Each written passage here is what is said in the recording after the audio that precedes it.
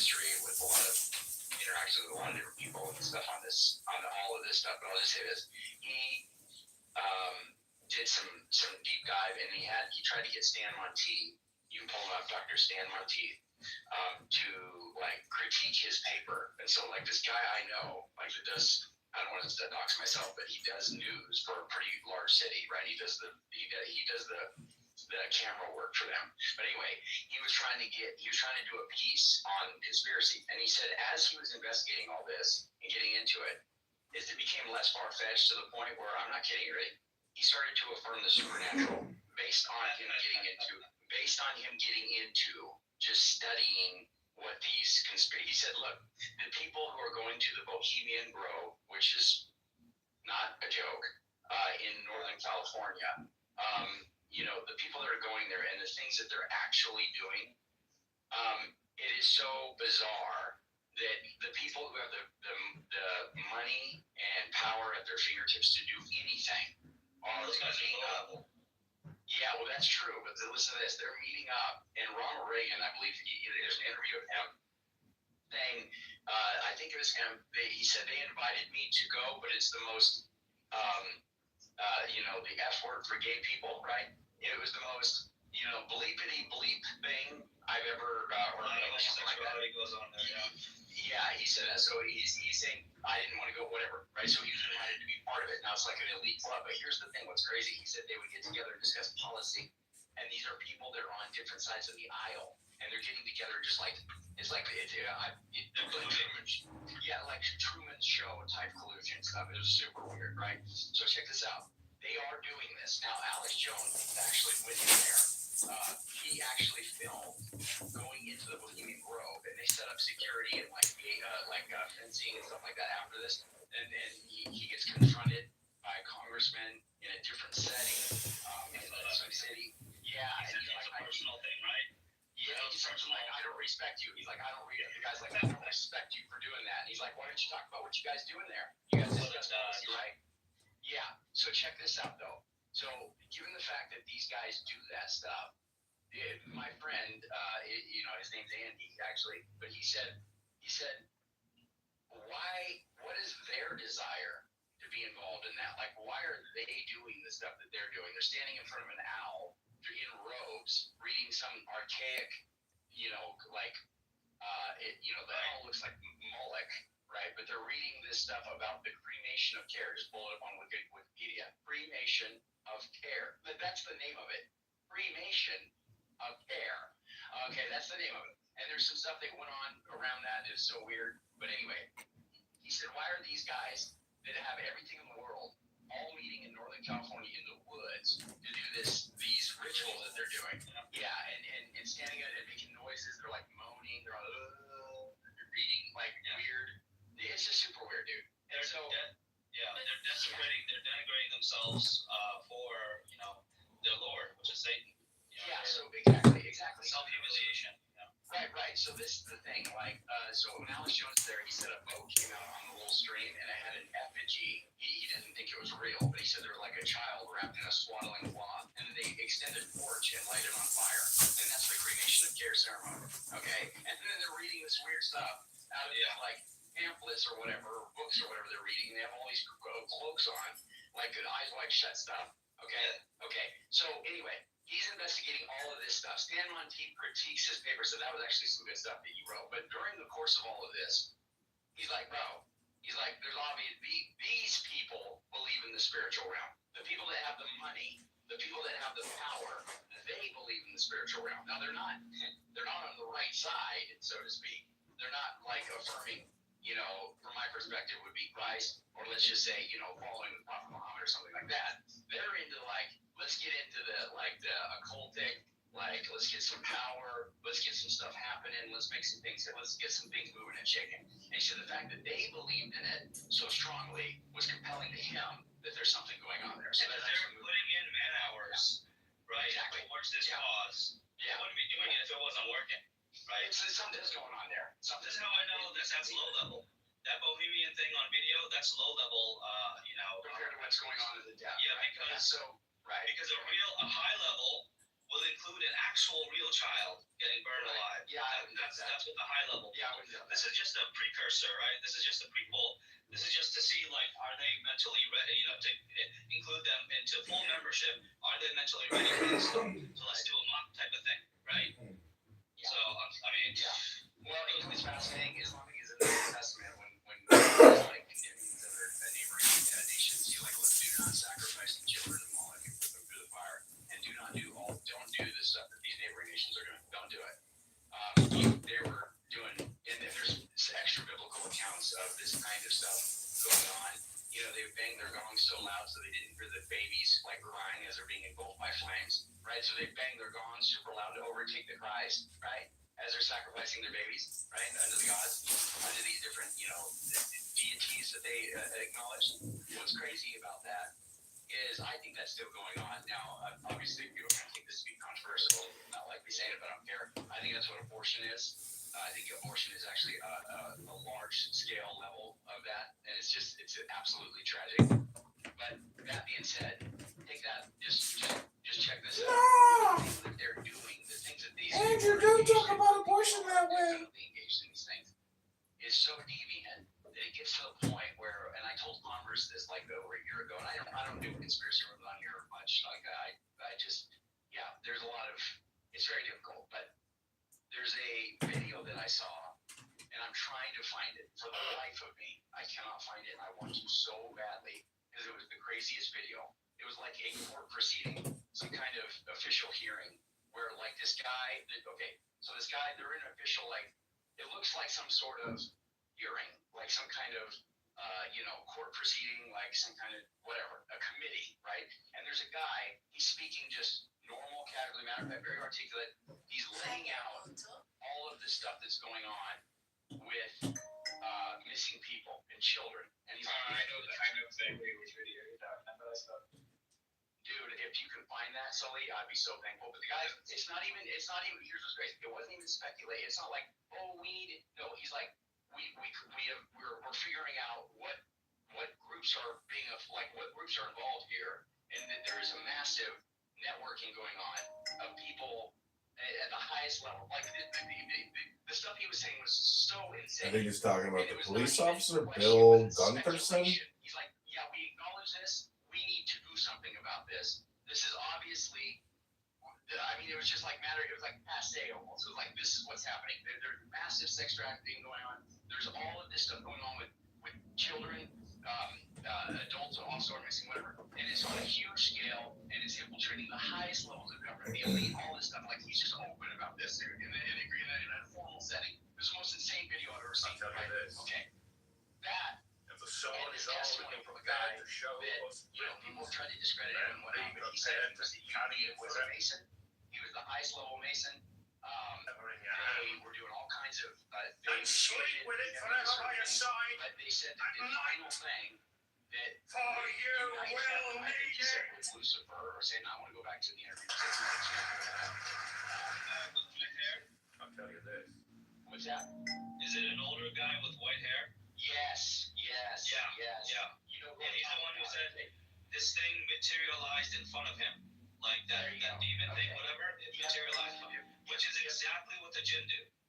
That's interesting. Okay, so exactly. So he said that, I think one of the things that he said was that like the final unity initiation was the anus of a young child, and that would unite them with whatever. That's like Satan. They do. They want you to commit the most horrible, horrifying acts to burn the bridge with God. They want you to burn that bridge forever, right? And then they'll help you. Yeah, and I do think, obviously, them being at the highest levels of government and controlling various aspects of reality for us. As far as like our structures and all of the things we have going on, and then media control and everything like that. Yeah, certainly, I do think like that's definitely something that seriously should make somebody question on that front. So it's kind of crazy. Like I said, he kind of came through in a different way. It wasn't like you.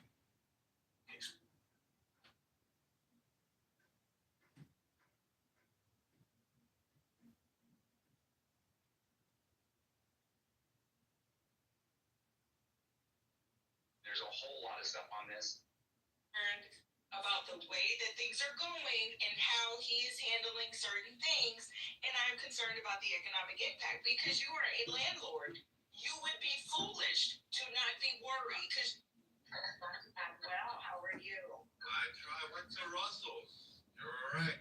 Yeah, huh? You did? It's really good, yeah. But they're closed for like 2 weeks in February. Why? They have vacation? Probably. Yeah, God, that's my husband's addiction because he grew up there, as you know, so. Tell them to go on 16th Street next. Friday's Pizza. Oh, yeah. We just had a Jets Pizza open up? Oh, that's kind of good, that Detroit style pizza. That's Interesting. Do you like Beggars? Say that again, I didn't hear Do it. you like Beggars Pizza? I don't know that. No. Domino's? No. That's just disgusting. That shit is disgusting. Disgusting. Yeah, no, that's not It really. is. That's pretend, That's why they can charge $2 a pie or something, because it's pretend pizza. So, I don't know. Chicago in the house here. Yes, I'm a gangster, a low-life thug. Yes, Chicago. there you go, and we bonded, okay? Yes, we did. What can I tell you? Shout out to the hood. There you go.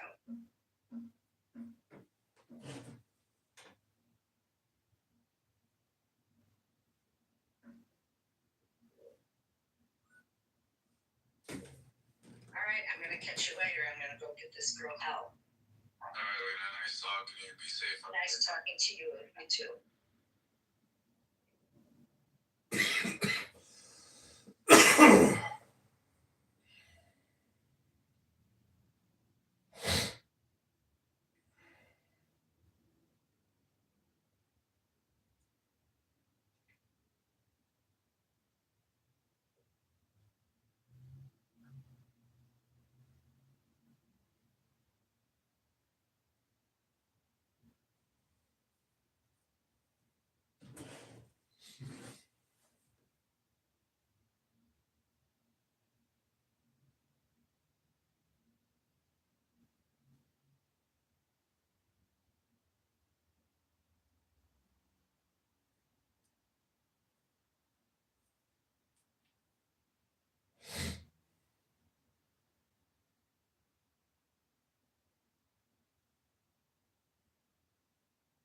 God bless you. I hope you're enjoying your vacation.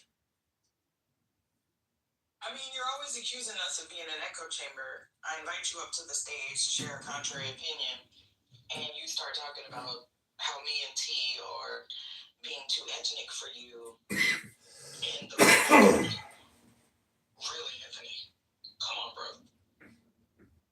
I recognize I'm tardy to the party, so I apologize. But have y'all asked the raccoons how they felt about our commander-in-chief feeling the need to get back on social media with such a disgusting post during Black History Month? Have y'all already discussed that? Oh, dang, you are very tardy to the party. Okay, my bad. I've been in and out. What was the response? If anybody would like to entertain me about 30 minutes before this at-work baby shower, anybody want to recap what they had to say? Anthony said that me and wait, that's not proper grammar. He said that some of us were being performative in inviting him to the stage, and he deflected. And I'm not sure what Notorious said. Notorious thought that he was giving us a compliment, and he said we were just like Donald Trump. So I guess that means he worships us, and he's going to send us cash apps. I don't know, but that was their response.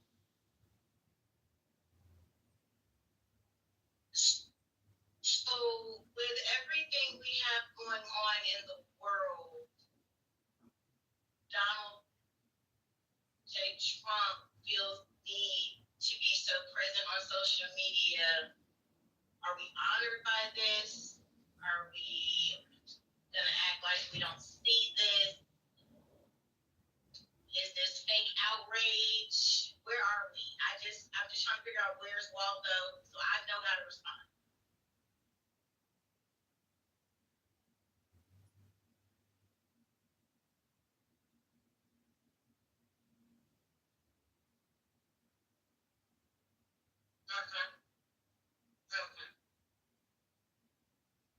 Pretty much. So this is random, y'all. But okay, Anthony, this up, down, goddamn. So now you want to come up. This is random, but there's a Facebook group that has tens of thousands of people. It's South Houston, which is more of has a large number of Hispanic people. So they are also equally outraged, y'all. Like, I'm just saying, everybody is having these conversations, and they actually called out a Becky. This is just anecdotal, but I was just cracking up. They called out a Becky for saying, I'm leaving this group because y'all just talk politics. It's supposed to be about neighbors giving updates and, like a Facebook marketplace type thing. And they were like, no shit, Sherlock, you joined this predominantly Hispanic group in Southeast Houston and you're upset that we're talking about politics. Go back and defend your pedophile. So I'm just chuckling at all the responses. But yeah, MAGA is starting to say, oh, y'all are doing too much. Y'all are doing too much. So that's their only defense to Penny. They have no defense, and I'm glad that people are calling them out for their bullshit. I do agree, Kimberly. I am surprised because I've been monitoring just, here and there and everywhere. Like, there is such a huge marked difference to the response from what I'll say the Hispanic community, at least I can look at in Houston, his first administration versus the second time that he ran versus just this last year. He is royally pissing these people the fuck off, y'all, like crazy. So it's surprising because remember when he was like, oh, they're not sending their best, they're sending the rapists and the murderers. Like, there were people that were like, yeah, I agree. I got here the right way, But so I don't know what homeboy has did, but oh yeah, I'm seeing completely different responses. About something.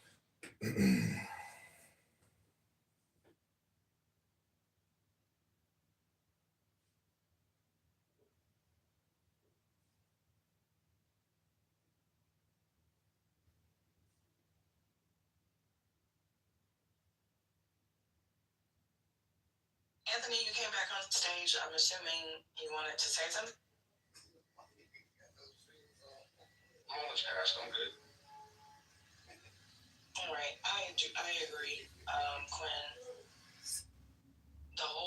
They were all singing "They're Not Like Us" the whole time, and now look at that. It looks like the Republicans make no distinction between them and them. So they FA'd and FO'd. So, oh well. I don't have any sympathy for them, but I am chuckling. Well, Mickey, Biden told us that we weren't black anyway. So why should we focus on it, right? He was on DJ talking with LGBTQ. Y'all keep trotting that out without the full context. Come on, Notori. Don't vote for me. It was envy, not academics. Oh, I'm sorry, DJ Envy. No, you good. It's all good. What did all of y'all blacks do? I voted for him, so I was black. Nothing. You ran No, that's not true. You a black too, Cricket? Yeah, you're outraged. He said if you don't vote for me, because you disagree with Trump. gotcha. He said that if you don't vote for me, you ain't black. That was the statement. I think it was DJ Envy, not academics. Academics. Biden did an interview with academics. That'd be crazy. Academics cut that. No, he referred. I'm sorry, y'all. I lumped them all together. Charlemagne, DJ. They're the DJs who podcast. That's what they are in my head. So they corrected me. I'm sorry. It was DJ Envy, not academic. Yeah, it was Envy. Yeah, we agree with him. Yeah, I actually agree with that one. So yeah, you don't vote for me, you ain't black. Yeah, we agreed with him. That's why he got 90% of the black vote.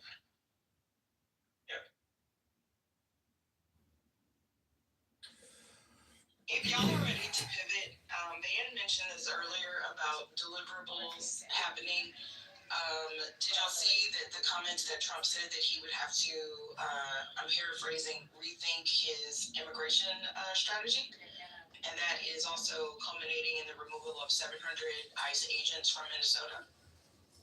So, I mean, is it too soon to say that we can take credit for that, or the collective we? Because when is the last time he's had to walk something back, right? Not his usual 24-hour thing, like, to manipulate the markets and everything else. But I mean, like, serious that something that they've just been overly committed to. So I would definitely say that's a win. I think there was a clip to play if y'all are ready to move on. I'll see if I can find it again, where it talks about him saying, maybe we've been going too hard, basically. Shadow, all this man does is manipulate the markets, I swear to God. He sends out this dumbass tweet, the markets respond and reacts. Somebody makes a lot of money, and then it goes back to normal. It's so awkward.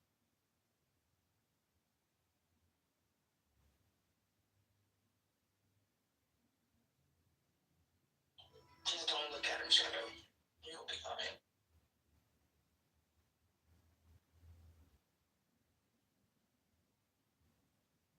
Well, and just to show y'all how ridiculous the markets are, how is one company down for saying that they're going to be making these, AI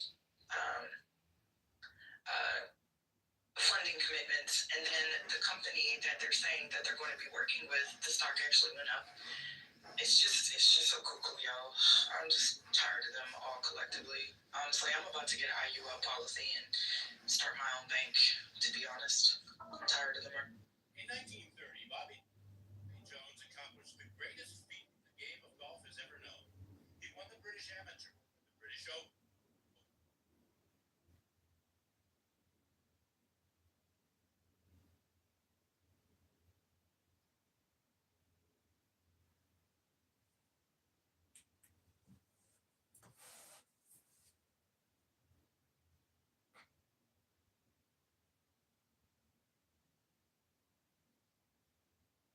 Okay, did y'all already talk about this, Van and T?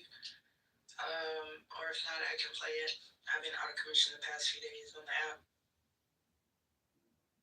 Are y'all okay with me playing? It's like a 2-minute clip, or? Yeah, what is it about? What is it about? So Trump is saying that he may need a softer approach to immigration. So it would appear that everything that has happened, even when remember when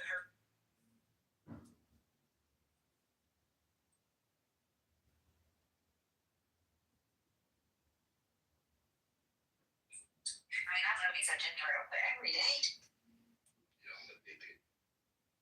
I'm not loosely speaking, not that I'm addicted to shit.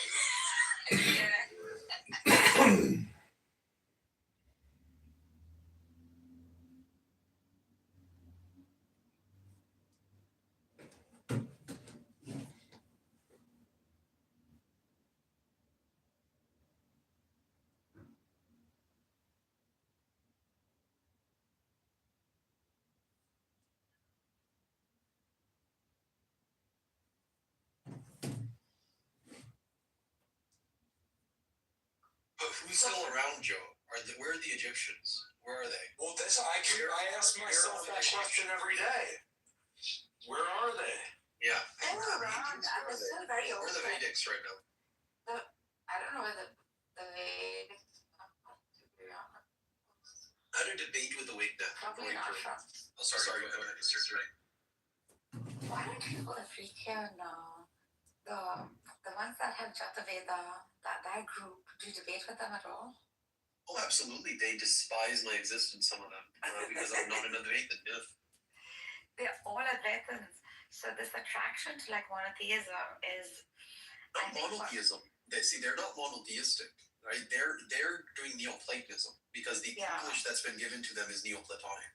So what they're doing is they're reading back into the Sanskrit English that has been Neoplatonized for them to read, right? And so now the question is, when you have an actual linguistic system like Sanskrit, which has an immune response that rejects Neoplatonism because it's an imprecise system, it doesn't know what it's saying, right? About language. It thinks language is just a tool or a means to some other thing. Then have you read this book at the PhD? Have you read this book at the top, PhD? I have heard of this hypothesis, maybe not the book itself, maybe it is the person themselves, but I've heard this thesis, yes. Okay, good. Okay, so you understand that once this We're ancient talking Near East. Alexandrian library stuff, right? Well, it's a little bit more than that. Okay. But it is talking about some kind of court system. Yeah, they've had legal systems for millennia, long before Plato existed. You're gonna win. For example, the Indo-European language system. I think the Vedics would argue priests pouring libations is akin to people speaking in an assembly pouring the libation. We call it a symposium, right? Posium potion. And that imagery is there in the words. So this language system was built in relation to the pouring of libations, pouring of abstraction, treaties. The word drink and treaty, for example, treat comes from the same root. So this kind of like institution of priests is about pouring forth treaties and contracts. And then the metaphysics of it, you can imagine why it's very important, because you're trying to secure something that is going to be stable in the future. Linked back to actions and stuff, causality and things like that. So I think that legal tradition is already pre-Indo-European. And then the oldest Indo-European stuff that we do have is an articulation or a continuation of that older system. So that's the way I'm looking at it. Well, if you click the link above and actually see what this PDF document is about, Barth has some real jewels, some real gems of knowledge and understanding about how we got to where we're at right now. Do you believe in the past and the future, PhD, or is there only this thing called the eternal now? Which one is it? Well, your past and present is happening in the now, but you agree to that? Right now. So you have to use something in the present to invoke this thing called the past and the future, correct? Hello? I didn't hear. Right now. You're cutting it. I drop bombs in here, right? And it takes them a little bit. And when I talk, they're like, "Oh, you're derailing." And it's not that I'm derailing. It's that I'm trying to be humble as much as possible. Okay, election, I really do. But then the frustration kind of gets the best of me at times. I freak the fuck out. But I have reason to freak the fuck out. They just don't understand it. I just don't know how to put it in words for them. It's like one neuroscientist like you are explaining something to another, right? Feynman had this explanation when they were talking about quantum mechanics, right? And they said they all speak a specific language because they all have the way our minds work are totally different. So Feynman had this experiment that he used, and every time you would count, right, you'd have to count in pairs of some kind, right? So, but while you're doing something else, so he would do his socks, when he's doing his laundry, right? And he's counting he's counting 60 seconds a minute. So what he would do is however you count, right? Whatever visualization you have in your mind, whether if you're saying it, whether if you're seeing it, right? So you're counting to 60 seconds. But I would stand there with a stopwatch, and whatever number you got up to, let's say you got up to 57, that's your minute, right? Because I'm doing it with a watch. So as you're counting the minute, whoever you're counting it, you need to do other things, right? So the 60 seconds, and he's arranging his socks. So his socks are in pairs. He puts 3 sets. Okay, 1, 2, 3, and he's doing that as he's doing the 60 seconds. So the idea was for someone else to do the same thing. Count to 60, count to a minute. We'll find out what your minute is in the way you count. And then what were you doing? What can you do as you're counting up to the 60 seconds? Is it a visual? Are you saying it to yourself? So he would say the number in his head. He couldn't read while he was doing it, but his partner could read while he was counting the 60 seconds. So he asked his friend, how the fuck are you reading? Right? And the other guy is counting other things as he's counting another. So he said, how do you do that? And it's because some people have a visual of a number as they're doing it. Some people say it in their minds. So this process he's trying to figure out is we have to figure out how we come to the conclusions that we do. Are we saying it? Are we seeing it? Is it a feeling? And when we're explaining these things, a lot of times it's just a feeling, or it's a visualization, a story, a memory, an understanding of something can also be the visual. Now I'm trying to describe to you my visual, or the voice in my mind that's mixed in with other things. And Richard Feynman went over this. I'll post the video. It was amazing how he came to this conclusion. And I'm probably botching the story, but Wait, what is the conclusion? I'll put the video. What? What's the conclusion? Well, the conclusion is when you count to 60, what is going on in your mind? Do you see it? Is it a feeling, or is it a visual? Are you counting? Are you seeing the numbers in your mind, or is it just a feeling that you're saying? You know, like you're doing this, you know, to the minute, and then you say, okay, it's a minute. What is it that you're doing? So right now, when you count to 60, what do you see in your mind? Do you see a number, or do you say the number in your mind? I say the number in my mind. I'm saying the number. I'm saying the number. But there's other people that visualize the number. They visualize the number so they can do amongst other things. If I'm saying it in my mind, the number, I can't read. But if I'm visualizing the number in my head, then I can read while I count to 60.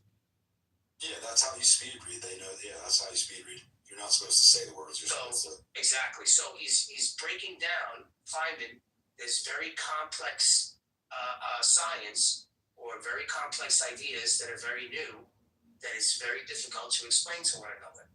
So they do this exercise with one another so they understand how they come to these, how they process information, and how they explain it. Well, with regards. So how does that tie into what we were talking about? Well, let me. Because when we're explaining these things at a high level, and what our visualization of the information that we have, we're trying to figure out. I'm trying to understand you. You're trying to understand me, right? How we came to that conclusion is going to be very different. You're saying to me, I'm explaining it to you perfectly, but you have a visual, and I haven't We got it. I'm saying it in my mind. We got it. But what PhD was talking about, claiming that the translation into English is a retrograde of the original Sanskrit and thus a deformation and makes it into something. When did I say that? I didn't say anything. You said that it becomes Neoplatonic when you translate it into English out of the Sanskrit. In relation to let's say translations of the Gita. Election, I have models that actually look at 115 translations of the Gita in English, comparing it to the original Sanskrit. But they're not open source, dude. These are proprietary models. You got the paywall up. Yeah, of course, not just a paywall. You have far more than that. And I can say with absolute definitive, absolute definitive certainty, that there is more projection of missionaries into the text rather than what the text is saying by itself from within the Sanskrit world. For example, the word karma, right? If I ask you right now, Election, I give you 115 translators about a single verse about karma, what are they talking about? The first thing that's going to come into your mind is action, right? They're just talking about action. Karma means action. It doesn't mean action. Karma refers specifically to the pouring of a libation. Right? Visarga karma sankita. That's the verse in Sanskrit. Visarga means emitting something from the mouth. That emission, that pouring of the libation, the speech or the sound or the. I know, but isn't it describing what you do as a cup? And you are a cup. Can I just finish this? Can I just finish this? So your sense of what the word karma is has nothing to do with what the text is saying about what karma is. Now, that's not your fault. That's called an opinion when you read it. No, it could be an opinion. Because when I think metaphorically, Megatron is trying to point out that we all think differently. And it's very difficult to have an alignment of what we're thinking individually, because it's like saying that my universe is identical to your universe. And it's not. there is a solipsistic type of a perspective to life. We can't have total alignment. It's impossible. Exactly. And that's what Richard Feynman with the original, right? That's what Richard Feynman was explaining with that experiment with his other colleagues.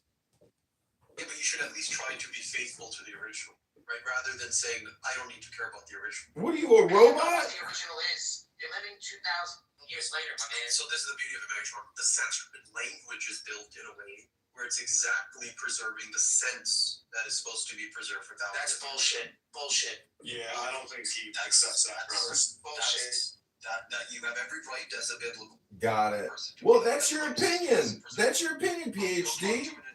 It's your opinion. It's just your opinion. If you think that that's a fact, you should study the definition of an opinion versus the definition of a fact. In my opinion, you should go speak to an indulgent. Yeah, and I put the link at the top, right? Election. I doubt that any of these people are gonna actually watch that fucking video. I've definitely seen that before, Megatron. Yeah. I'm not doubting that you did. But I probably forgot what it was about, but it just resets. Well, Megatron, I have a very interesting book in front of me called The Fish. And it's basically saying that Christianity existed prior to Jesus Christ's, existence. And I have to agree with it, that it's very mercurial and essentially Hermes. It's called Anubis Jesu. It's in the Greek Egyptian papyrus. And it says here that, let me see where it says it. Trismegistus, great. Yeah. And so I can read this too, but my point is that you in particular, Barth, love this topic, and Daniel, you two are so consistent with this, but I just don't see where you guys are going with this. Like, you could continue just introducing more and more information, and it becomes a research project and it's fun, but you don't even do rooms on replay. You're not building some type of research catalog. So clearly you guys are just like cats playing with balls. And this is going into the collective unconscious, bro. We don't need a replay. Oh, I see. So your opinion is that all of these conversations are being deposited into an ethereal reservoir, not any kind of storage device. Okay. Prove me wrong, bro. Yeah, I can prove you wrong very easily, and I'm doing it right now. Megatron here, the unemployed contractor who usually puts nails into wood, but now he's become the high holy priest of him and Daniel's Bible Quran, glorious study room. I can't understand it. Daniel Nero here usually is busy selling fraudulent car insurance policies or saying John Kitover fraudulently collected petition signatures. And all I can say is it's been going on for months to no aim or end. It's madness. Somebody had a family at some point here with responsibilities, but this is the problem with this information. It's like, the TikTok joke that or an AI joke that you thought you were talking to Justin Bieber, and now you're going on tour with Justin Bieber. So I'm just trying to say, Barth, you've done it again, you mad genius. How you and Daniel create such incredible content, I'll never know. What a delight. And thank you, PhD, for sharing your opinion. You're very welcome. Take it and run.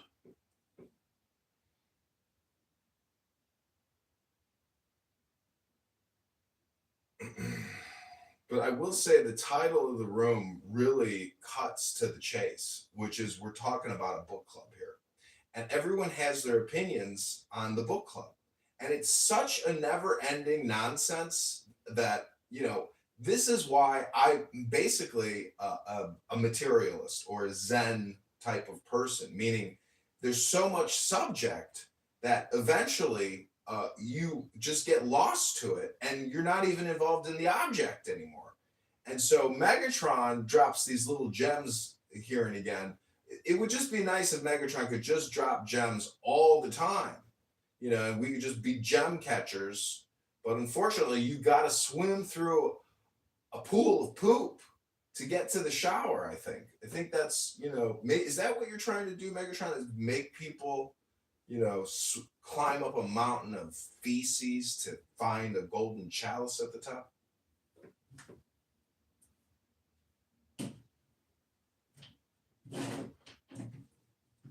Gotta have some skin in the game, I think.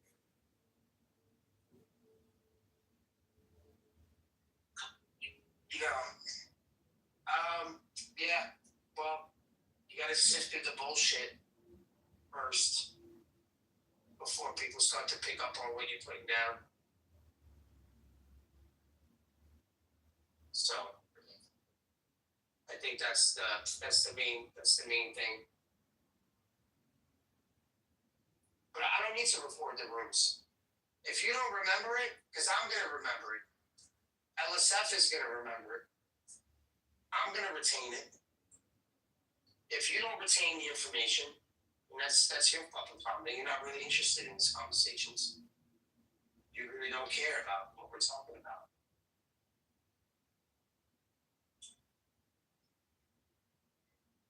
Well, this latest text is incredible, you know, about Greek Constitution. This book on the top, yeah. This book on the top is amazing. And I can't tell you, just let it, they just pass it by. They don't appreciate these types of things. I don't care if they don't appreciate it. Yeah.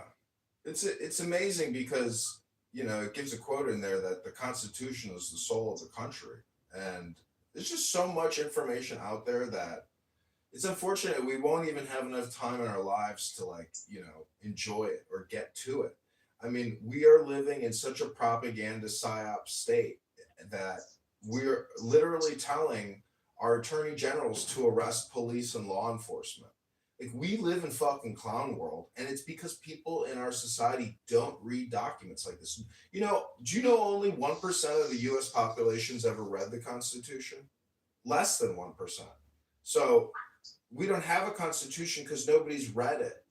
And that's part of my critique of why I think, you know, your room is glorious, but it could be more glorious if only you were to dedicate more time to reading, because people's opinions are worthless. That fucking PhD who told us his opinions, I would rather have him just read us from the fucking book, and then I'll formulate my own fucking opinion. I don't need his opinion about a book. Just read me the fucking book. Hello?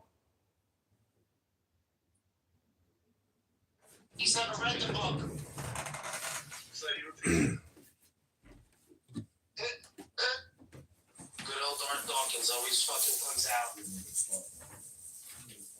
And you see, being around men like Dart, these guys never appreciated Dart. They never appreciated him. They kicked him to the curb. And let me tell you something, man. Dart is like fucking space years ahead of a lot of this shit. And he's, man, I mean, he really put a fucking. I just love the way he goes about things. I always loved the way he went about shit. Just fucking genius.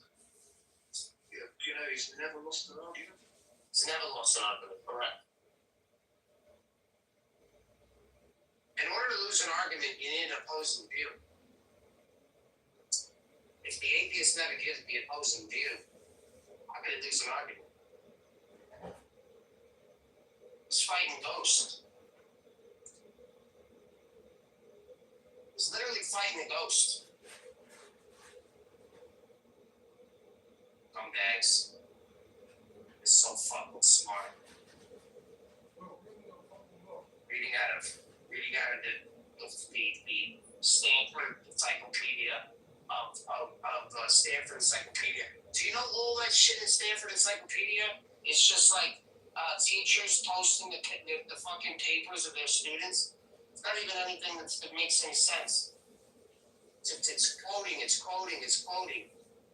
not fucking saying anything. That's just an opinion. Those are just all papers and opinion-based bullshit. Because Because without God existing, is there self-disclosure? It's not going to be any metaphysical background information take place. We need facts. Facts would just putatively exist in an environment of complete mystery. We wouldn't be able to know what is, can, or cannot be. That's right. That's right. Little fucking dark. Crap. You went outside? You went? Oh, you saw him? Where is he these days? I haven't seen him for ages. I haven't seen him either. I barely see him around. Him and PMARS, I think, had a fallout because, the student becomes the protege. Is he still over on TikTok, man?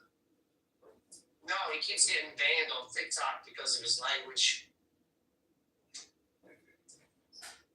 You need those clamps.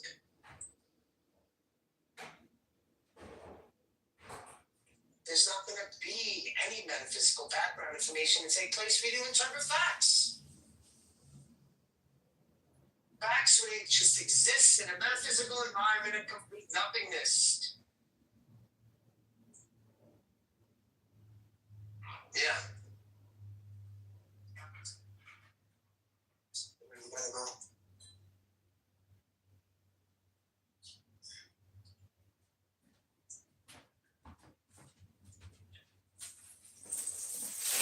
Oh, what, the door? Oh, yeah. Yeah, I got you.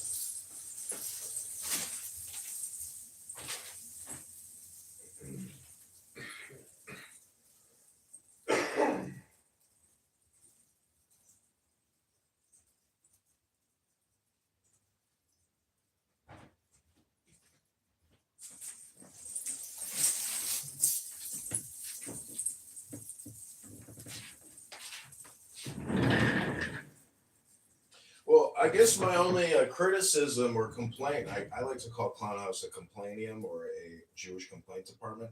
And it's that, you spend so much time dedicated to learning and reading and bringing up all this information. If you look at picture theory or film theory or, memory theory, it's better to store your work than it is to just, release it without any type of containment or cataloging or filing system. So I know you got the house going on and everything, but like if I click on the house and I scroll down, there's no rooms. And you go so hard, it would be nice if you actually built a community, and that way the people who network within it, have more than just short-term dopamine and a little information. They've built a network of individuals interested in God, because supposedly, there's so much conflict between these different religions. Like PhD, the former speaker, he's Hindu and he loves the Bhagavad Gita in Sanskrit. And you know what happens when you read that information? It's very smart and it creates a gnosis. And the Catholics know about the gnosis. And a lot of people know about this unity or this non-duality state of mind, which feels great. But Jesus Christ can liberate the Gnostics. So it's like you can jump left or right, or, Not a complaint. Are you complaining? No, what I'm saying is Megatron and Daniel here. See, I'm someone who likes to build, businesses, and all businesses ultimately are communication systems. And, banks don't produce anything. The Federal Reserve doesn't produce anything. It's just communication. And so I know. Yeah, I know, Regal. So are you. You're doing it again right now. You're projecting. No. Yeah, you're projecting. Yeah, you are. Your complaint about my complaint is what you did last year about my complaint. You know what Hello? I left the fucking app. You did? Hello, I just heard you yesterday, the day before. A couple weeks ago, I hear you on the app all the time. And here you are again complaining. Welcome back to the complainium. Hello? Right, the thing you're doing right now, you fucking retard. You're complaining about my complaining. You're complaining about my complaining. Isn't that a complaint? Hello? Go make your own room. Oh, I'll go make my own room. Okay. Hello? Hello? Right? successful people giving you fucking advice, dude. I've watched you be very unsuccessful on here, dude. Megatron just don't give a shit. It's probably why people like him and they gravitate towards this Roman.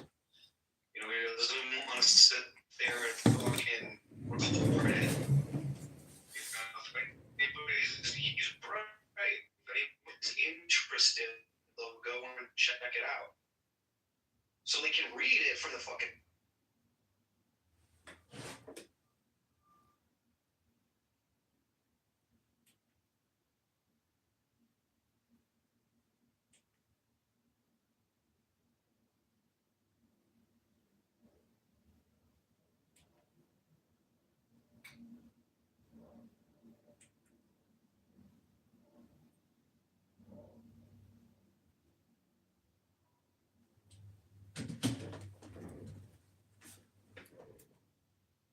Well, you know, mental illness, I think, can be self induced. And listening to schizophrenic people on this app talk about nothing can be detrimental to one's health and mental health because intelligence and education are the opposite of a poor mental health.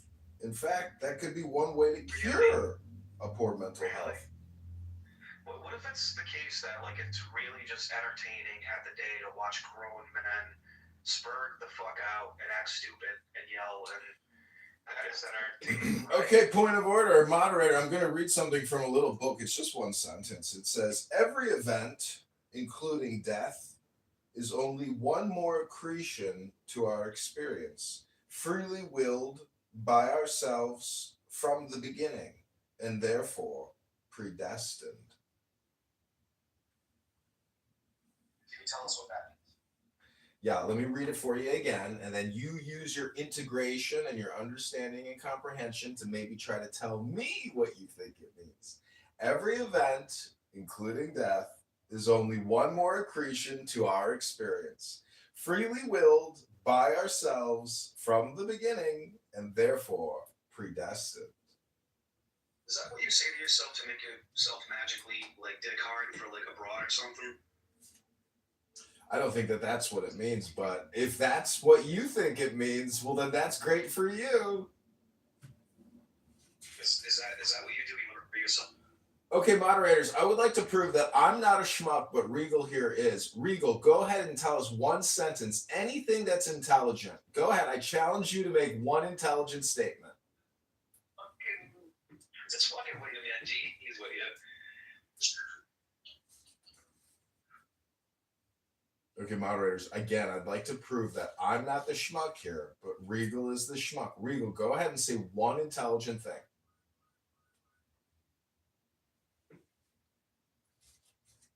Yeah, when's the last time you slept with a woman, dude? Is that projection? Like, it's been a while, huh? Sounds like projection to me. Do you have this thing called, like, social skills?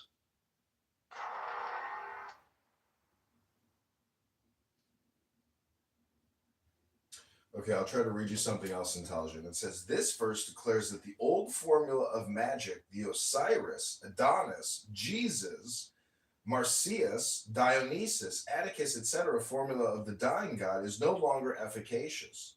It rested on the ignorant belief that the sun died every day and every year, and that its resurrection was a miracle.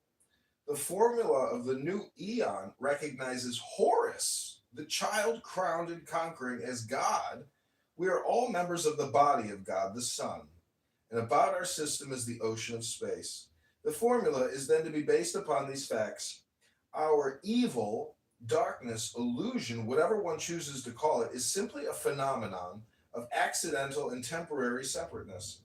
If you are walking in darkness, do not try to make the sun rise by self-sacrifice, but wait in confidence for the dawn and enjoy the pleasures of the night meanwhile.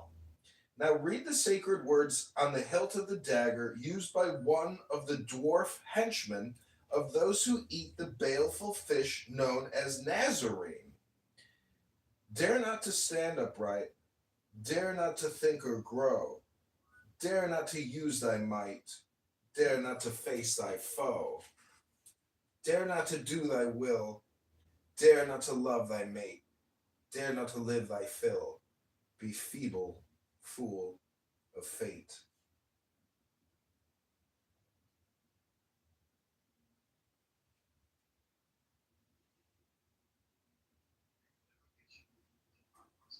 Whatever gets your dick hard.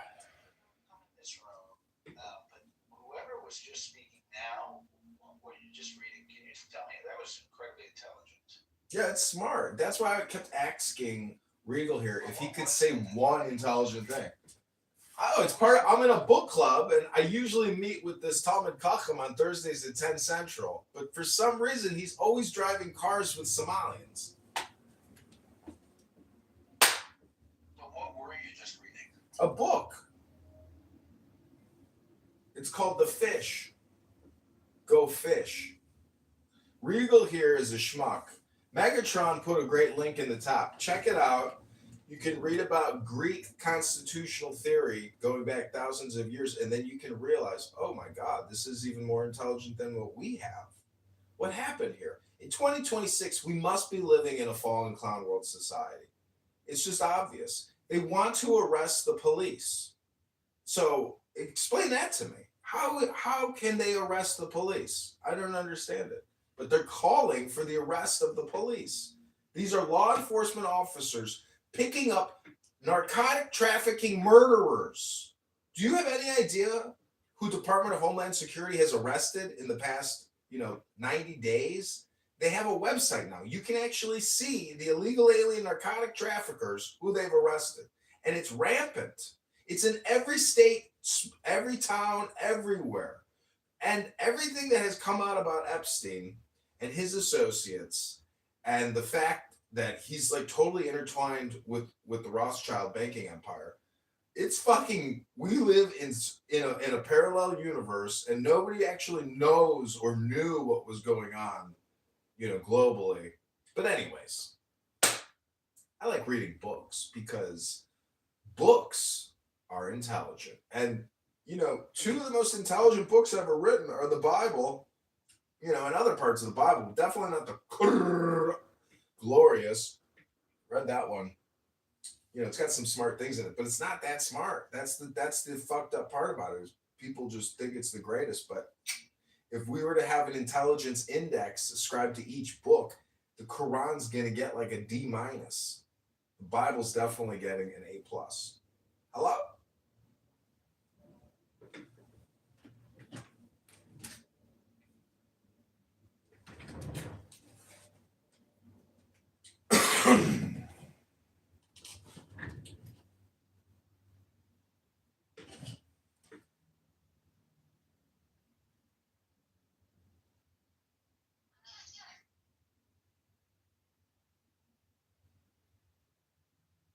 When was the last time you slept with a woman? Dude, you can't make this shit up. I literally just asked him the same question. Dude, I wouldn't have even imagined that you would have asked him such a funny question. That's such a funny and creative question to ask somebody. Like when they're saying something stupid, it's a great way it's like a kind of original way. Like most people don't think to do that, to like kind of make fun of somebody for being like not sleeping with a woman. But it's actually a really creative way to do it. If somebody's saying something stupid, or if something that they're saying is making you feel stupid because you don't understand it or you don't want to take the time to understand it, then you can say, well, when was the last time you had sex with a girl, faggot? And that's a great way to just shut them up. So I Augustus, no, you're not. Otherwise, this situation would never have arisen. Yeah, it was I think I should go back. It's like hostessy or I am not. frantically ramble, Hey, random seem like a things. tough bag of two. It's always fun, random and Well, my friend Regal here accused me of actually. My friend Regal here accused me of doing the same thing that I did a year ago, and I'm a complete failure. But at least Barth Megatron, it has a successful room, and he doesn't need to record it because he's so successful. But My friend, I tried to demonstrate that Regal can't actually say anything intelligent. And my friend, this is why I claim that we have to just go back to books, because to spend my life talking to somebody like Regal who can't even say one intelligent sentence, it's like, what are you choosing to do with your time, John Kitover? Why are you choosing to spend your time talking to people like this, if not for some other reason? I can't understand it. Maybe I'm like making a film over here. Otherwise, there really would be no reason to talk to people like Regal. Anyways, I'm complete. Thanks, Regal. Hear me? Can you guys hear me? Can you? I can't hear you. Could you sound like a faggot? Hello? Yes, I can hear you, my friend. Hello? Hello? Hello? Can you guys hear me? We can hear you. Please proceed, Doctor, my friend. Okay, how am I promoting myself? Was I talking to you? Hello? Here, promoting myself. No, you're mistaken. I was talking to this fucking cocksucker. No self-promotion allowed. That's what I learned from Reddit for trying to promote all my content. Like, I read books and then I put them on YouTube and then I put it on Reddit, and then people delete me from Reddit and they say, sorry, sir, no self-promotion allowed. And I'm like, no self-promotion? Isn't the whole point of like trying to create a video that I made to like get people to watch? Are you trying to promote that? But like, what is the self part that they're claiming that I'm promoting? I just read a book. Hello? Are you streaming this on YouTube right now? Yeah, you're live on my YouTube channel, Regal. Otherwise, there's no way I'd be wasting my time talking to you and repeating myself like a year ago. Hello? You're on YouTube streaming this right now? Yeah, let me put the link in the chat for you. Please hold. Yeah, give me the link so I can see how many people are watching right now. Bro. Yeah, how many people are calling you bald right now? How many people are saying? How many people are saying? How many people are saying bald, shiny bald, shiny baldy? See, you know what? I also like filming myself. So, like, all the people who want to make fun of me or something can actually watch themselves talk about nothing. And then they're just like, well, maybe he's right. Maybe I am stupid.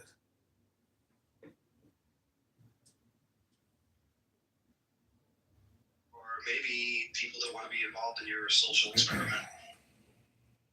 Yeah, I know. But here you are talking to me live on my YouTube, not wanting to be a part of my social experiment. Hello? Well, I guess I'm forced, you know? Yeah, that's because you have no power. You don't have a green bean, and you don't have anything intelligent to say. But that's okay. Link is in the chat. Hello? Oh my. You couldn't be so much more right. Generally, He's gonna do like a free whistle carving workshop on the beach on a Saturday in May, beginning of June. Should it be at 9 a.m. or 1 p.m.? do the 1 p.m.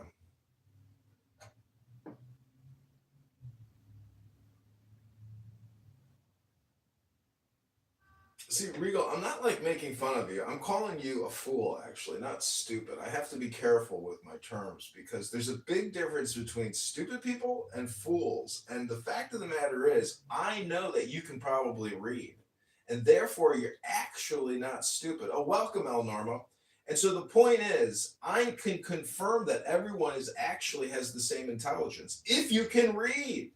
Now, comprehension, yes, that's challenging, but with enough time and enough reading of the same material, eventually you will understand what you're actually reading. And so my point is we should be using this app differently, and we should force ourselves, or at least schedule the way we use this app. Otherwise, it's so unprofessional, so chaotic and schizo. It's literally, in my opinion, just causing people to neglect other important things in their lives. Like, for example, I took out the garbage yesterday, but it took me a couple extra days to take out that garbage because I'm so busy filming here and recording people wasting their time. And as a result, I ended up having stinky garbage sitting on my floor for like a day that I should have taken out earlier. So we are being hypnotized all the time because all communication is hypnosis. And it's up to you to choose what you want to be hypnotized with. This is no different than using Netflix or using Instagram or using Facebook or using YouTube. It's a question of where is your focus, concentration, and attention, and what kind of content are you ingesting? I think studying God is great because I think God deals with intelligence. But the problem is there's too much debate.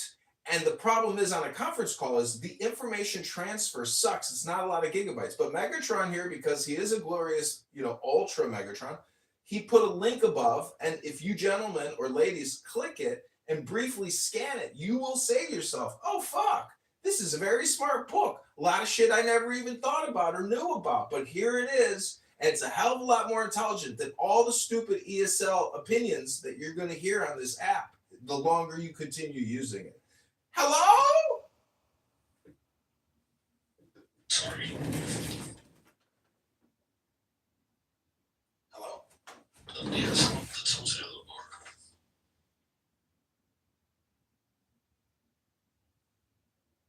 Yeah, that's like me roasting. That's me roasting people. And if people here think that wasn't a roast, well, then you aren't on the inside of my joke. You're still very far away from the truth. Hey, Coptic. Hey, great. How's it going, Gray? Oh, not too bad. How are you? Yeah? Yeah. Yes, ma'am. What's new with you? Nothing much. Same old church job. Same old job. Same old routine. Yeah. Yeah, no, that's good. What about you? Same old. Kids, life, firewood. That sounds fun.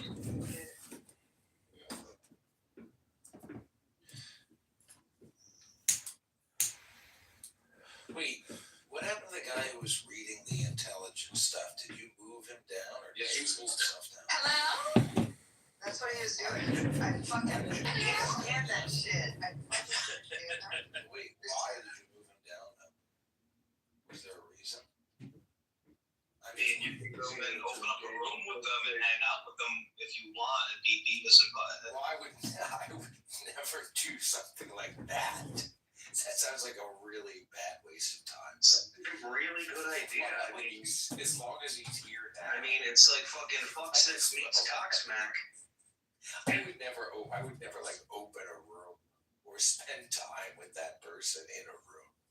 Like I would never do that because that's a huge waste of time. But What? Hello? if he's here in this room, you might as well let him read. That's what I'm saying. All right, let's move on from this. What do you guys want to discuss here? I like him, by the way. He's grown on me. I don't even know what you guys are talking about, really, to be honest with you. He said that whatever media you expose yourself to affects your mind. That's basically what he's saying. Well, that's obviously retarded. That's obviously like That's like the dumbest shit I've ever heard. not dumb. It is obvious. It's obvious. Yeah, bro. But it bears repetition. So the whole '90s with the panic with video games or violent video games, like all the statistics and studies on that, how children, teenagers, and adults consume specifically video games, for an example, would actually demonstrate it to be quite the opposite. I mean, if you're just reaching over to like constantly engaging yourself with videos or content that you actually want more available to you, isn't going to do much of anything. I think you know what opposite means. I mean, if you can come up with some sort of a study for that, I mean, I'd love to see it. His point is that what you consume affects your mind. Do you disagree?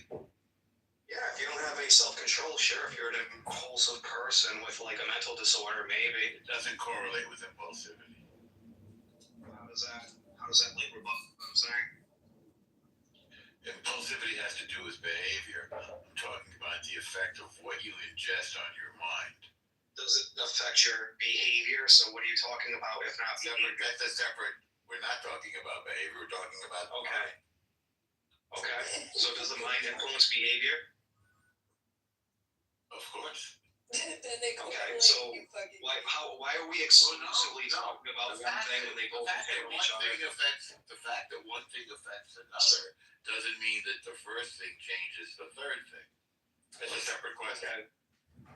Oh, okay. What this thing? This is return. Yeah. It sounds fine, but it might be a little bit complex if you're not used to thinking. Well, you're used to like just making shit up. Great, you can make shit up if you want. Nobody's used to making shit up. He made a simple point. What you ingest affects your mind. It's sort of inarguable. Now, you might ask an intelligent question. What is that effect?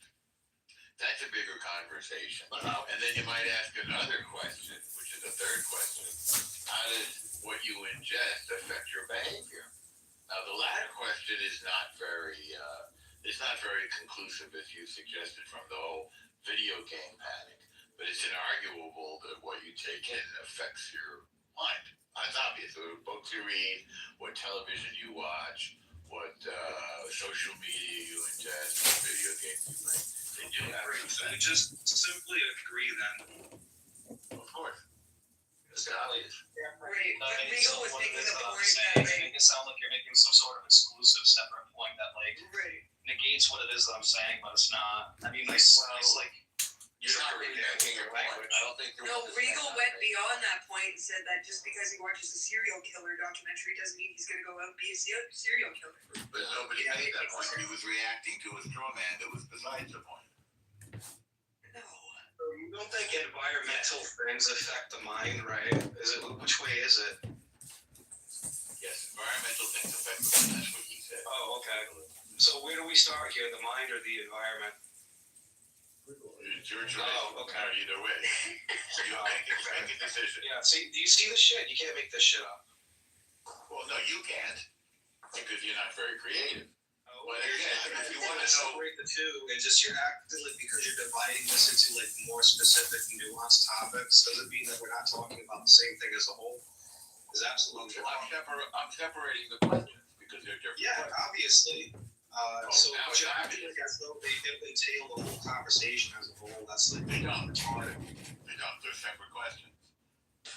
So like When you would, is there like yeah. obfuscating machine that likes to fuck case office? It's not obfuscating it. It's clarifying it and breaking it down into manageable pieces. Now, it's possible that video games affect your behavior, but you'd have to prove that. Maybe it improves your aim. Maybe it makes you more creative.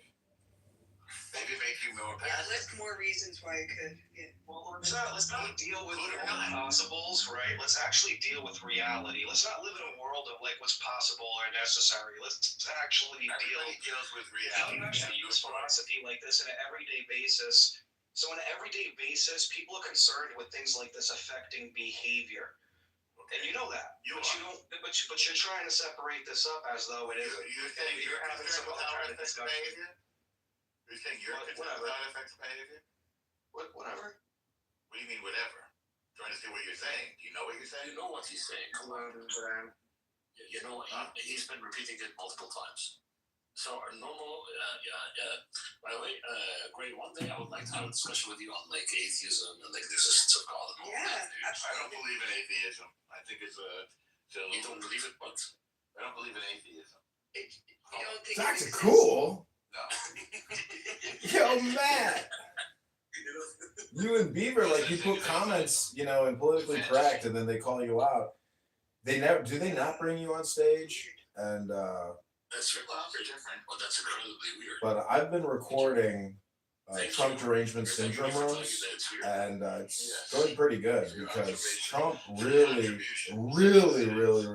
lives in people's brains and closets in like the back of a house somewhere, and they can't stop talking about Trump because he's essentially responsible for the arrests of all these illegal aliens. And if you go to the Department of Homeland Security website, they've released all the mugshots of all the criminals they arrested. You know how many narcotic traffickers there are? So it's like extreme, organized, international criminal gang members Oh, so operating every major small town throughout the fucking country, and they're taking them down. And I'm sure it's only a small percentage of the total population. So this is a war. And, you know, I live in a bubble. You live in a bubble. But when you travel this country and you see these small towns, because it's not just even international criminals. the national criminals, or the thugs that run the drug trade in some of these small towns, they are now competing against the international narcotic trafficking gangs. So it really is gang war, and it is over drugs, but it's also over other resources like public housing and food stamps and everything else that the government gives out. Like it is Hunger Games, but we've been invaded by illegal alien criminals who corner the market. But I suggest that we crush both aspects at the same time. They should expand the operations of ICE and DHS to take down more than just illegal alien criminals. They should also bring out the military in every major sanctuary city and do like guerrilla warfare against these people. Like do federal surges chaotically, unexpectedly, withdraw, and then come back in a greater force and just like keep surging randomly. And you know what's crazy is I saw the Arabella report of who's funding all of the No Kings protests and a lot of these other organizers. How the fuck is Warren Buffett giving money to these organizations? Mr. Warren Buffett, like, you think he's some type of Republican conservative? No. The fuck? Him and Soros are funding these fuckers. How the fuck can Trump not just... I'm in Bible and Quran room. That's fine. I make fun of these people a lot. Like, I am neither a naturalist or a theist. Oh, sort of like a deist, maybe? No, I'm not. They kicked me off the stage. I'm a lesbian. So you suspend the judgment on the proposition that God exists, right? Yes. How can I know for certain, right? Well, you can still, by the way, you can still... Hey everybody, I'm happy to be back. Thanks for bringing me back up. Don't mean to interrupt your fascinating disclosure. Thanks for bringing me back up. And I just want to say that again, I do have some controversial opinions and theories, but I'm going to go on mute and listen. But thanks for having me back up. You could have just muted and listened to them. Yeah. You could tell us. Yeah. Oh, I just wanted to confirm that I was with... no. Hello? She asked me a question. I just wanted to be polite. I believe in polite society. Hello? This guy's been over your house 10 times in a row. He's going to announce himself every time to take a shit. Was that a projection or a disclosure? Regal, have you always been a good house guest with like friends and family members? Or have you ever been like... Dude, tell us, when you gotta like take a leak, you're like, hey, I gotta fucking piss in your toilet. That's amazing. Well, one time we couldn't get into my buddy's house, so I peed on the side of his house, and he told his parents, and his parents chewed me out. You wanna come over, buddy, and cross the streams with me? Is that what you said? Is that a projection? You know, a lot of gay men on this app project a lot. I thought you were going to mute up. Oh, I'm sorry. It's true. I'm going to listen now. Thanks for the reminder, Greg. By the way, beautiful PTR. You are a beautiful woman. I can tell. And you're very intelligent. Thank you. 30 seconds before you say some names. Excuse me, what was that, LSF? Mr. Green Bean? Oh, you're a big, powerful man with your big green bean? You're such a tough guy, Mr. LSF? Wow. What country are you from, sir? This isn't an ESL.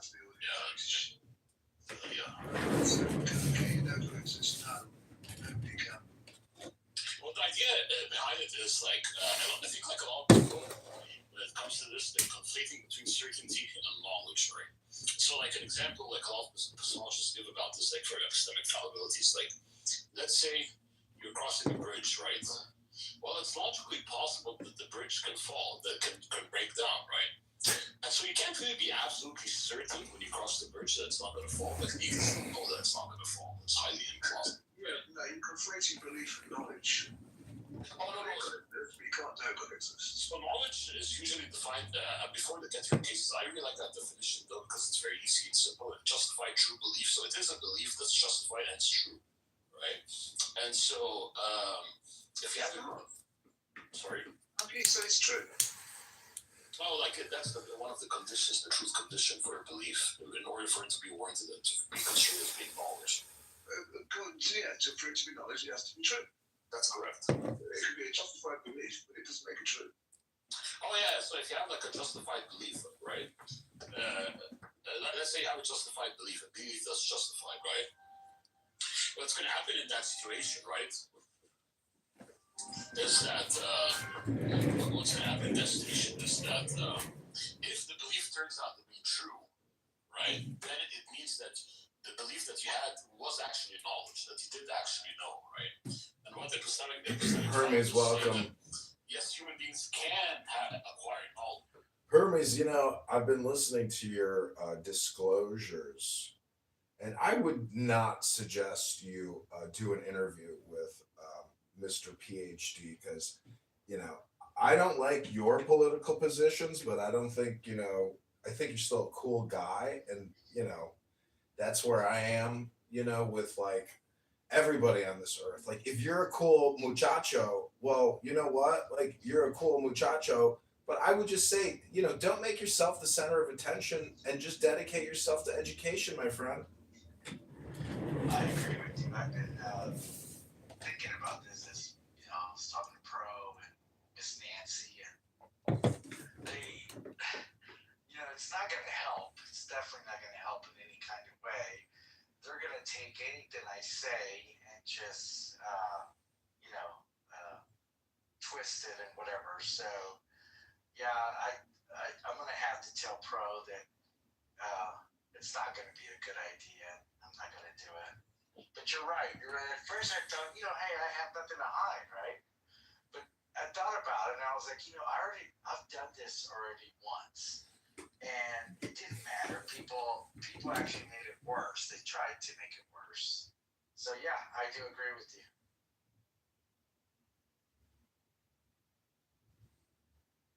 Yeah, I mean, I know that the time that I spend on here reading books is always my most valuable time using this app. It really is like an English as a second language training app. And like I can prove it because you can listen to people live who are not native English speakers having long form conversations, basically fleshing out definitions of words. So you got to understand why this conference call app exists. A lot of people are here because they're looking up how to speak English and other associated terms, and they're here doing it.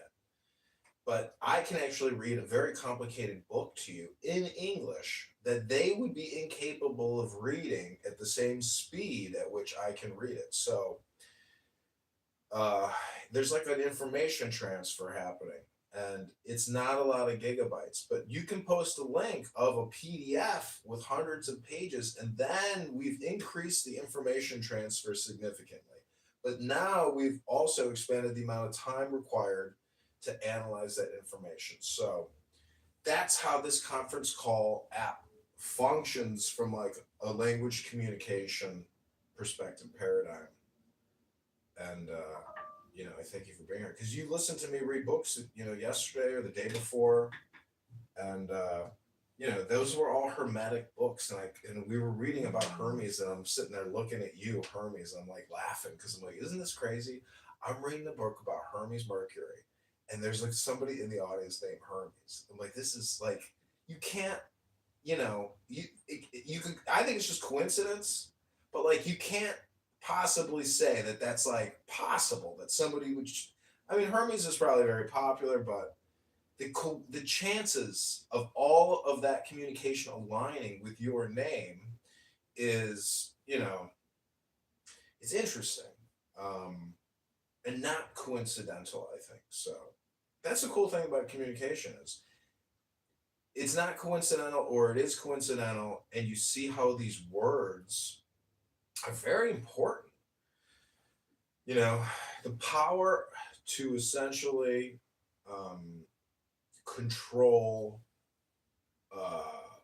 situations through words is remarkable because you can insert any word into any situation, and the people listening to those words are forced to now entertain a completely different topic, which was never part of the original conversation. And so, it's the term is preconditions, and people essentially won't even have debates unless there's preconditions, and that's part of the problem because preconditions don't mean anything when you insert all the negatives that were removed prior to the uh, the confirmed communication. So anyways, do you know what the best way there's different magical tools, and these tools are still all part of communication. So the bell is really the best tool to have. It can create a punctuation or a dividing line, which is really just stop thinking, end your problems, or the more you think, the more you speak, the further from the truth you're going to get, because that line is that hermetic connection, above and below, below and above. So that's what it is. What do you think, Dr. Hermes? Yeah, I think you're right. I think I definitely enjoy when you read, and you're talking about it being coincidence with my name and stuff. I don't necessarily believe in coincidences. I think there's definitely some kind of purpose there. And I think there's definitely a reason why we met, why we do and hang out with each other on this app. Yeah, so I agree with what you're saying. Yeah. I mean, as far as like our political differences, I can show you the Department of Homeland Security website now, and you can individually judge all the people they arrested and say guilty, not guilty yourself.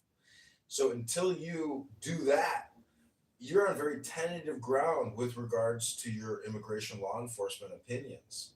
Because I've now seen the pictures of these muchachos, and they're not from America. They're here illegally. They're doing narcotics transactions. They're doing all types of illegal things, dangerous things, and they're dangerous predators. They're alpha males. They shouldn't be here.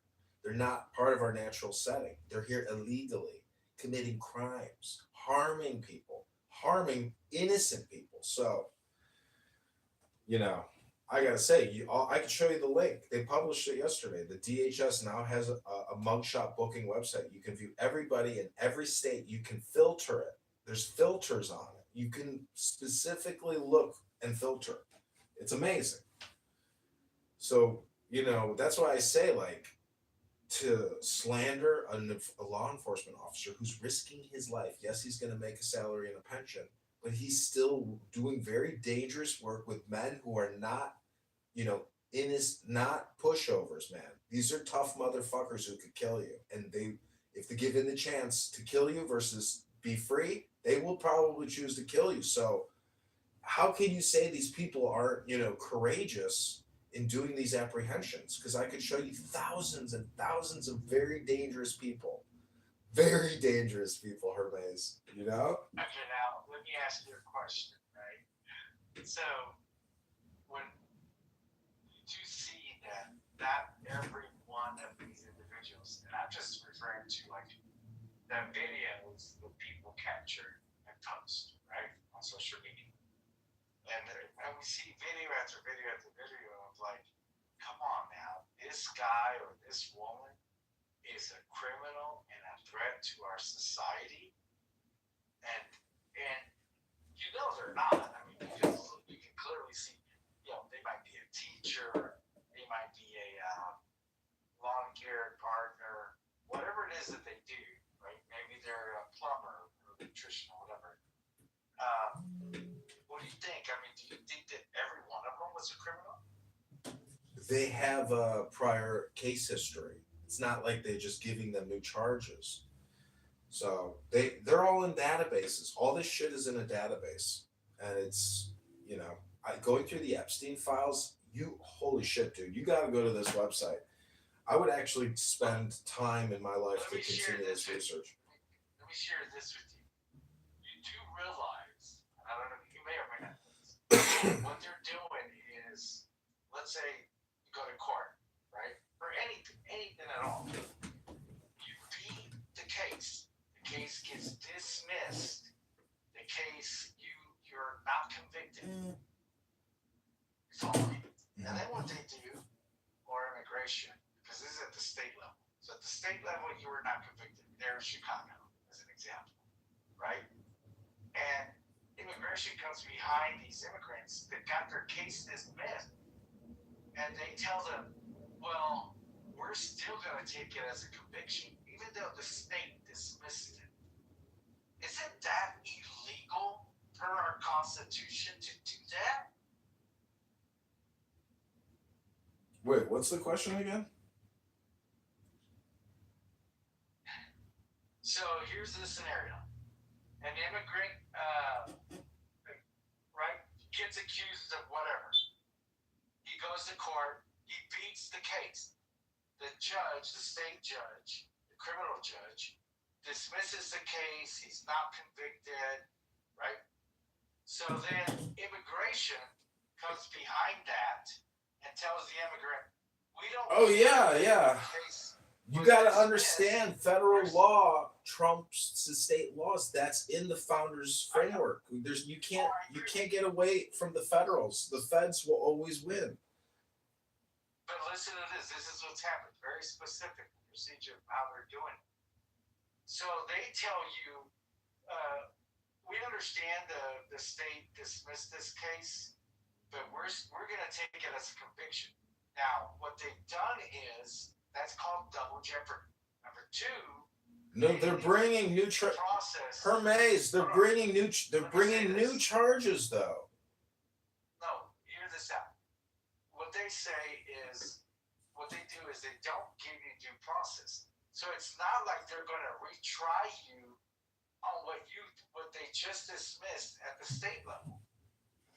And they don't, so they're not. Listen, you got to look at it from the perspective of the person who is being charged by the law. They now have to dig into their pocket to resist that enforcement, even if it's automatic and summarily judged. It's the burden. This is the fucked up thing about the legal system, my friend. Without the shekels, without the dollars, there is no law. It takes lawyers to take your money, to go before a court, to get a court to sympathize with you, to give you a petition, of abstention, basically.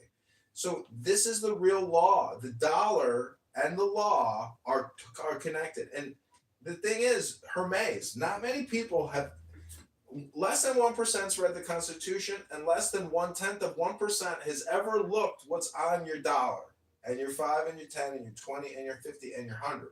Those are legal instruments that declare that they can be used to pay public and private debt.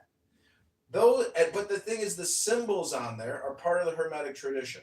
And that's what people aren't getting. That's the real, it's right there in your pocket. The dollars have all the wisdom of the universe right there. Our founders knew the secrets. They were very smart. And they had a lot of time, and they had access to all the sacred books. They had it. Dude, they were so rich. They had everything. And the British, because you got to look at it in terms of the outbreak of information and the publishing industry. Books were extremely popular, especially in 1900 to 1930. But really also the spiritual. There was definitely a new age spiritual movement in America in the 1920s. And I've got all of the evidence. The buildings. So based on what you just said, sorry for interrupting. Go ahead. Based on what you said, you're right. That's why I'm looking for a civil attorney. And I was thinking about reaching out to Benjamin Gunny. He's the guy that got $300 million for the George Floyd family for wrongful death. And so, at the end of the day, I have a United States passport, a United States birth certificate. I can prove that I was born in Houston, Texas. Right? I'm a citizen of the U.S. And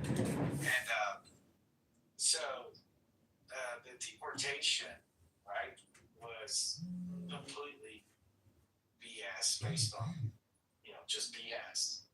And it was based on racism. There were so many people, dude, that American citizens. A lot of them were naturalized, but there was many in my situation that were actually born and raised citizens. But this is not the first time this has happened. Remember Operation Wetback and the Mexican Repatriation Act? That was in the 50s, and the other one was in the 30s. And they deported millions of Americans, Mexicans born in the U.S. So I hear you, brother. I hope that you use your voice to help innocent American citizens who have been caught up in this. Well, that's your voice. I mean, I live stream myself, but I can also show you a lot of extremely dangerous individuals that I would call domestic terrorists who are illegal alien invaders dedicated to criminal conspiracy as well as, violent crime. And I can show you hundreds of innocent victims murdered by illegal alien terrorist invaders. And it's not controversial, in my opinion, to have that opinion, because you could talk to the parents of any of these young people that were murdered, and they would say, yeah, like, I want that murderer capitally punished. I want that murderer murdered, or I want that murderer killed. And that's unfortunately not happening. In Illinois, we spend $600 million a year housing people on death row. $600 million a year. The state is $200 billion in debt. The city of Chicago is $200 billion in debt. The debt is going to sink the ship because it's like piling, invisible paperweights up. But Zen is here, and Lanisha and Neda, Shaggy, welcome. We're also live on X Spaces. We've been live streaming Clown House Rooms as we usually do. I listened in to Hermes have a one-on-one with Pro, and welcome, Shaggy. And Hermes, just told us a couple things. He said some things that he didn't give background to, made some assumptions that we knew about some situations that we didn't know about. But Shaggy, this is Jonathan Olson. Are you Irish, son? The fuck? Do you remember my you really remember my name? But please don't say Clive, okay? Hello? Hello? Can you hear me? Hello? Can you hear me? Hello? So welcome to Clown House Roasts, where we roast you. Are you prepared to join the barbecue? Can you hear me? Hello? Oh my god. Hello? Can you hear me now? Hi, thanks for calling 1-800-COMPLAINTS. How can we direct your call? Wait, can you hear me? Hello? Hello? Hello? Hello? Hi, this is the Jewish Complaint Department. How can I direct your call? Hello? Are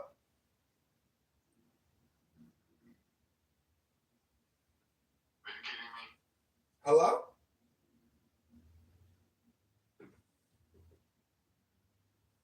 Hi, this is the Jewish Complaint Department. How can I direct your call?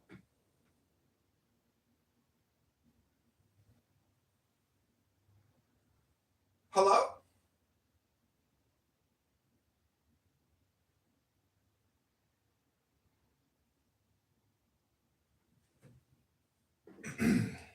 Hello?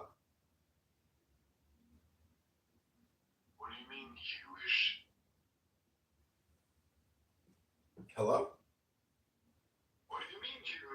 Hi, this is the Jewish Complaint Department. How can I direct your call? Welcome back to Clown House Roasts. This is a barbecue party. We're here to roast you. Can you pass me the coleslaw? Are you trying to derp me here? Derp me?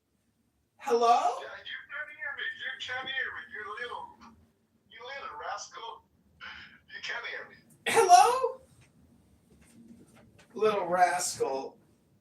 Somebody called me a trickster the other day. They're like, yeah, just ignore him. He's a trickster. And then they went into all these ways that I'm a trickster. And I was like, man, this is intense. Like, this guy really, really, is calling me out. And he's not wrong.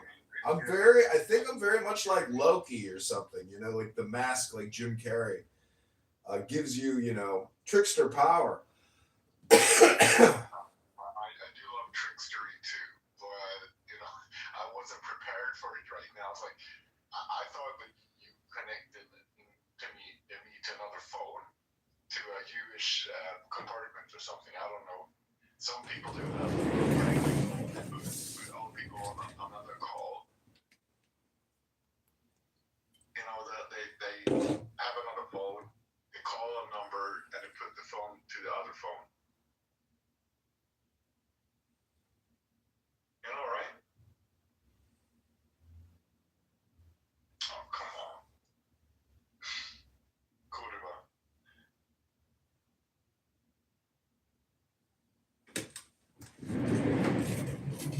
Okay, so, I play music too. I don't just talk, and I read books, but I play music. So I'm going to play you a little song. I'm going to dedicate it to my friend Hermes here. I'd like to dedicate this song to my friend Hermes. And, I hope you get what you're looking for, which is always going to be satisfaction. Here we go.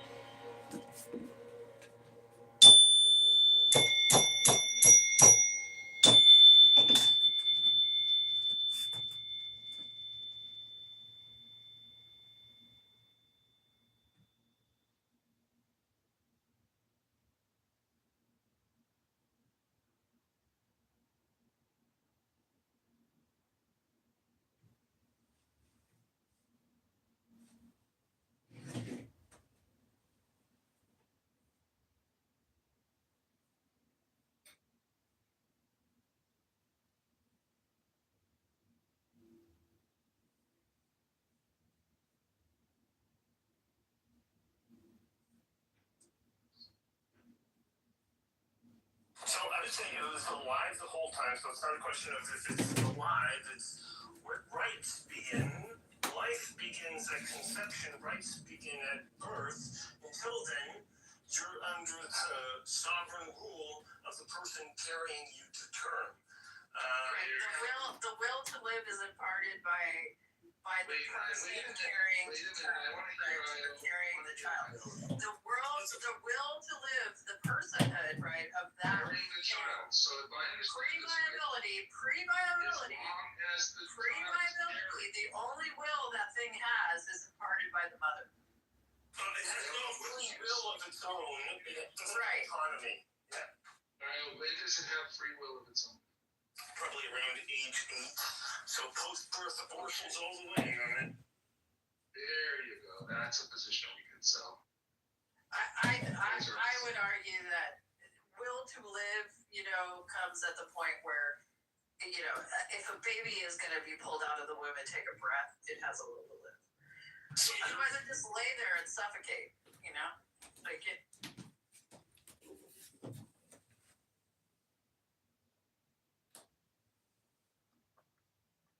Yeah, I just think you guys are not willing to do the work. I think you're lazy. The work to what? You're not willing. You do know that allowing, at a minimum, first trimester actually prevents more childhood deaths and abortions.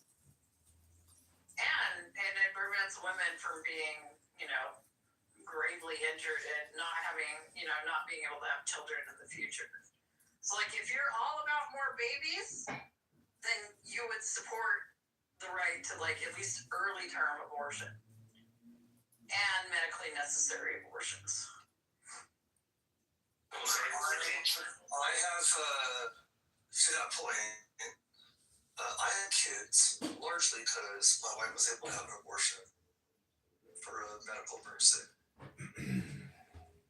Without that being available, my 2 kids wouldn't exist. So I like my kids. So fuck you, Benjamin, for wanting to kill my kids. Yeah, that's a pretty good. I see pivot right there. Yeah. There you go. Stop trying to kill my children. Yeah, if we're talking about potential life, you have to weigh all the potential and the quality of that life. The quality of life, no. So people have a low quality of life, we should just take them to soil and green. I think that once you're alive and on the earth, it's up to you to determine what your quality of life is. Jesus Christ, leading it up to the baby, damn. Poor Michaela's been toiling away in the audience. We haven't even said hello. You've been there forever. What's up, Michaela? I'm just listening. I'm working, and I'm seeing how Benjamin is going to handle this. Well, I'm just looking that we're back on abortion, and I was literally Benjamin is unwilling to talk about the Heritage Foundation. Hold on. I want to make sure to get women out of the workforce and stuck in abusive marriages and not have access to economic independence. That's what I'm talking about. Let's make really clear and plain for Benjamin that you're on Team Michaela and she's just here to support you, Benjamin. So are you comforted by that? Well, Benjamin, do you need help on your team? I'm now where Michaela stands. Michaela has a monster number of 1. Okay, as far as I can tell, she prays to a guy that kills children based on this. So, How's that different than your team number? I don't know. Percentage of the numbers at least of 3, I think to say. Yeah, Epstein number is how many people in your circle, your professional whatever, are implicated or degrees of freedom away from Epstein. That's unfortunate for me because I actually have done business with Barrett Paulson, which links me to Henry Paulson, which links me to pretty careful with guilt by association. That's gonna spread. So you start as baby killers and then you're off to pedal land. See, Benjamin, that's how it is. Benjamin, I did want to talk to your thing before we say hello to Marshall and everybody, but I think whenever you do this something for Trump thing that you love to do, where you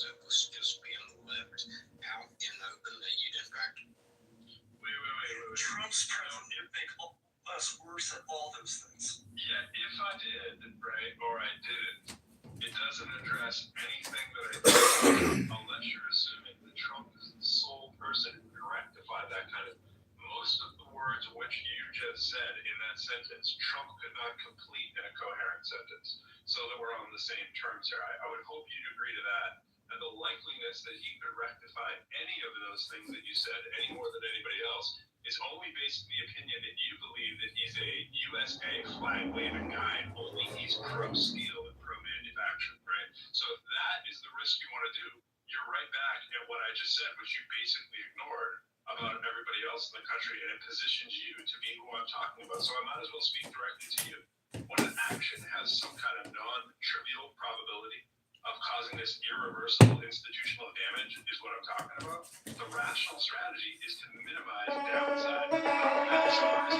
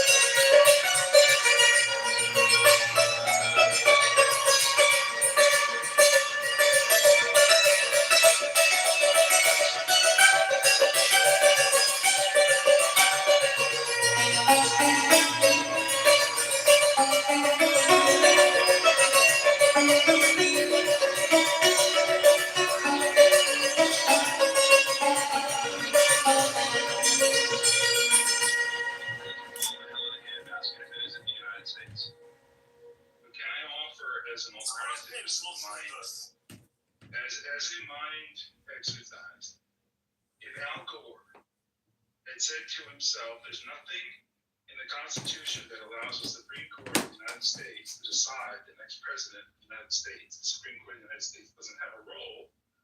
It is the Congress that has the role in validating who the electors are. If the Supreme Court wants to tell me that I can't count the votes in Florida, what I'm going to do is I'm going to ask my electors to get on an airplane, go to Washington, D.C., and ask the Congress to decide whether my electors should be accepted or their electors be accepted. And maybe Congress can have a hearing as Congress is authorized by the Constitution to decide questions such as this. I would offer, Al Gore would have been perfectly justified in saying, this is not a question for the Supreme Court of the United States. This is a question for Congress. Here's my electors. Go ask Congress.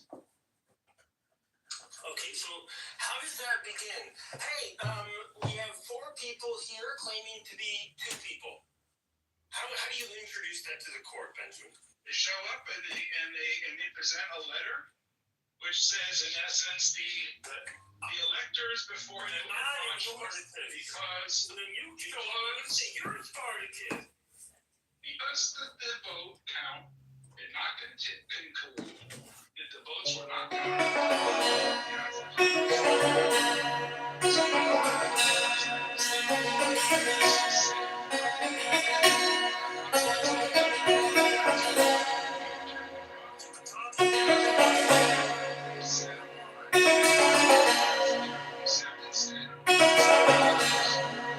which means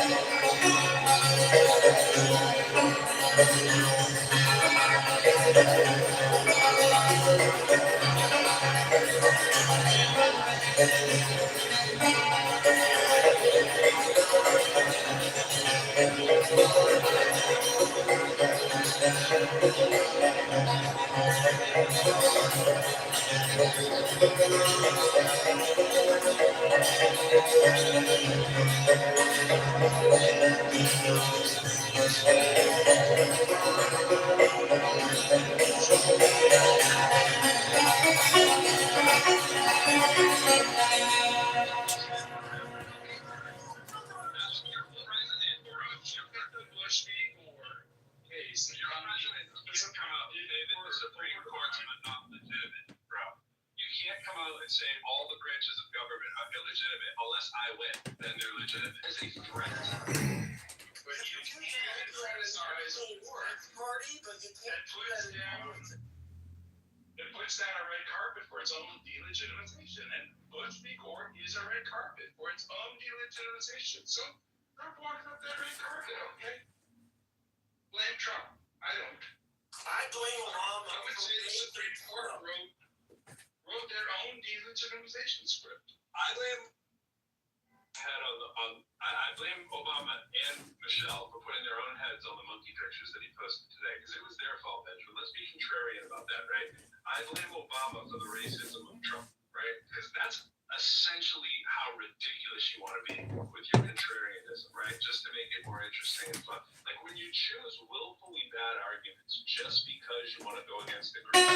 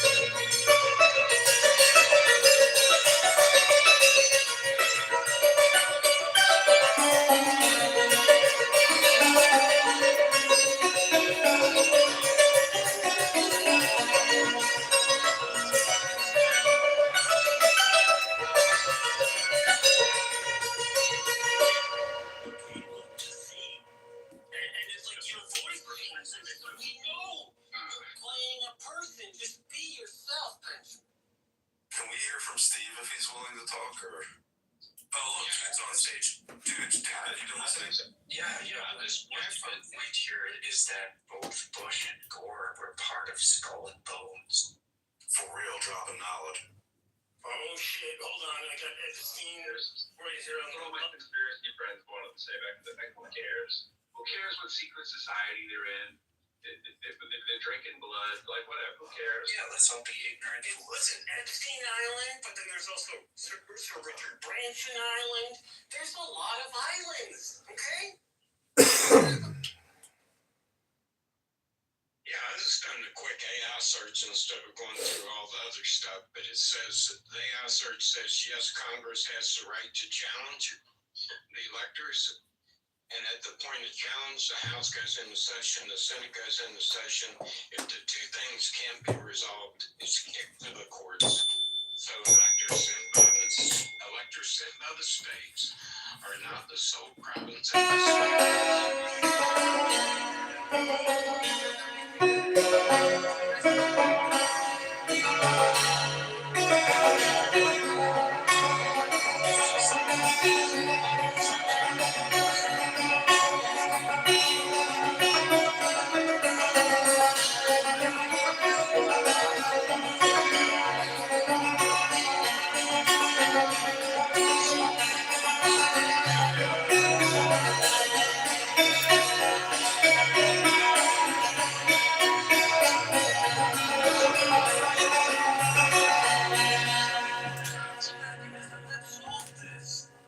Well, that's not how the Constitution lays it out, and it was updated in 2022 for objections. The mechanism is if there's an objection to a slate of electors, the House goes into session, the Senate goes into session, the simple majority decides the objection.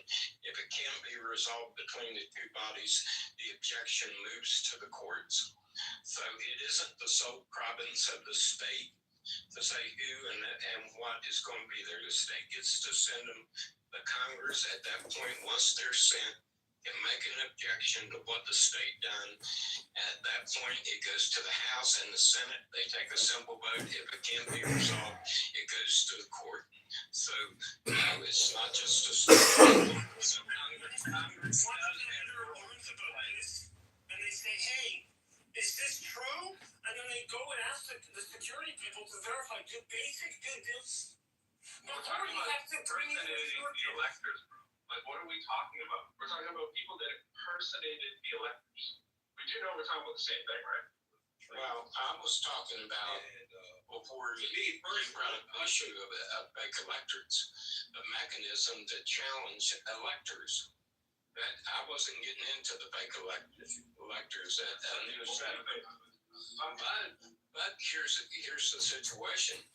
If in the case, if there was objections raised in the Congress by the House and the Senate, and they could agree with the election that the objection was sustainable, what do you do with the electors that are there if they're deemed unqualified to be there by the Congress? At what point, what do you do with them?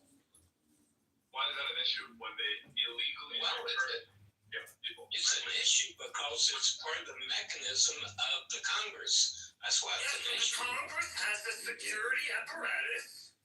Those are people who work at the NSA, CIA. Now, the Congress has a vote. It's not a security apparatus that decides this.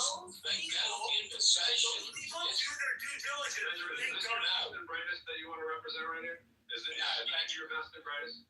Is it not that what we're playing with? Even that's marketing for Donald Trump, and we know damn well what we're talking about. He sent a fake slate of electors and impersonated to be other human beings. And I'm telling you that is the first step in a constitutional crisis, having a president who's willing to do that. A second step is having an angry mob go to your own fucking capital, bro. That's what he did. And you're like, no problem, nothing to see here. Let me find an article that supports it, as opposed to the. No, I wasn't saying find an article. And so I was saying you're putting words in his mouth. You're putting words in his mouth. You're not what I'm saying because no, what you guys was saying was basically this. You're not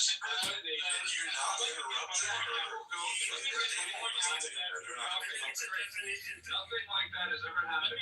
Let me get my point out before you start talking. They're not going to do that. They just said You've been getting your point. You're a dumbass. Isn't that my point? No. Go ahead, Steve. Come on, get it out. Well, what besides the base set of electors argument was what going on here, and what was reiterated to me on more than one occasion was the Congress didn't have shit to say about what the state's done.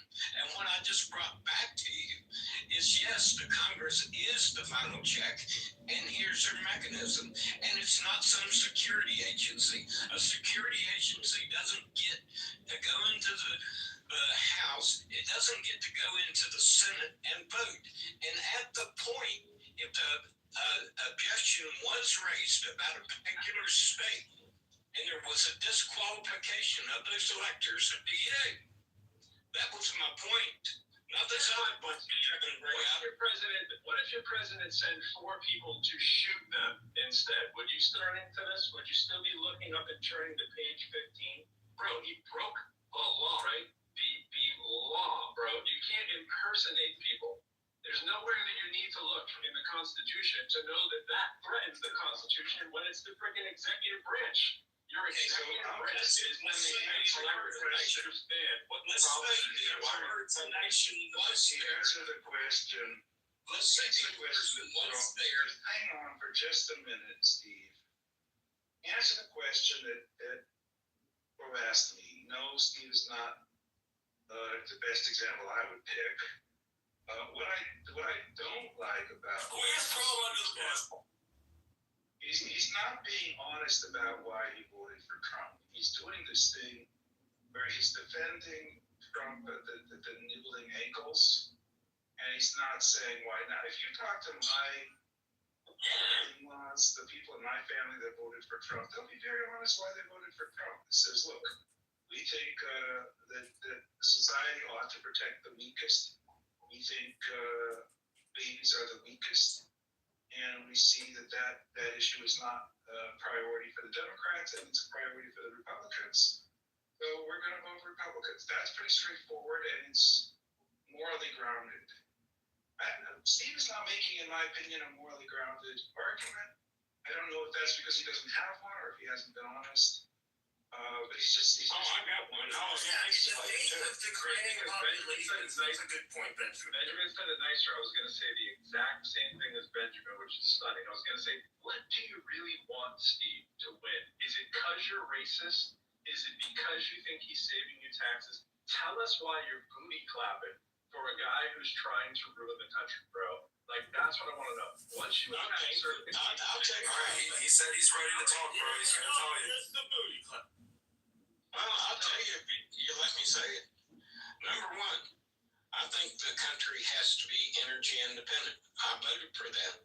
Number two, I think the manufacturing base as a national security issue needs to be addressed. I've thought this for 20 or 30 years. That was another issue with me. Number three, I thought we'd gotten crazy land with all this stuff where we had people dressing up and going into bathrooms and stuff. I thought that was a moral issue that was letting too much crazy land get into the greater society. That's the reason I voted for it.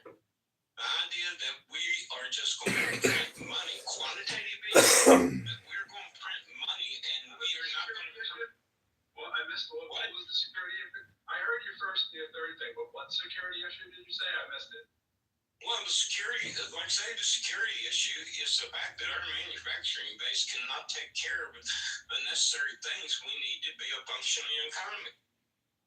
That's a huge issue for me that hasn't been addressed throughout the population. In a globalized world 5 years ago, that was not. Was under 200 million, but now that we're like 350 million, there's not enough resources on the continent, right, to support manufacturing everything in the United States. Well, no, but you need strategic. I mean, if you go, you know why we don't make microchips here? Not in lymphoma.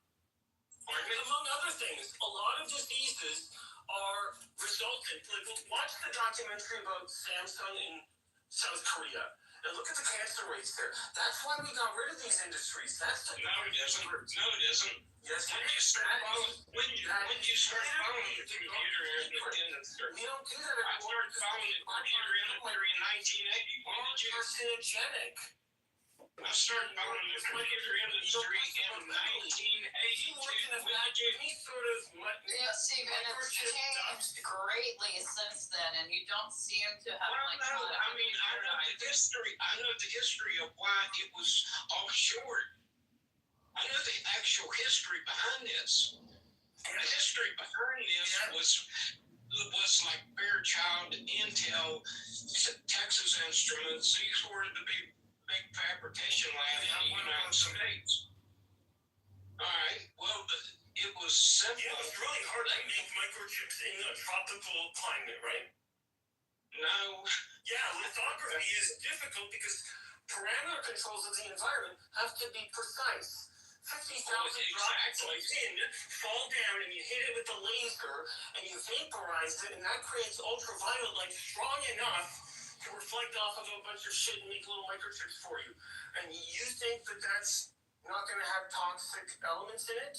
Like the Well, sure, it's going to have toxic elements, but toxicity had nothing to do with it. Intel, Fairchild, oh no, they won.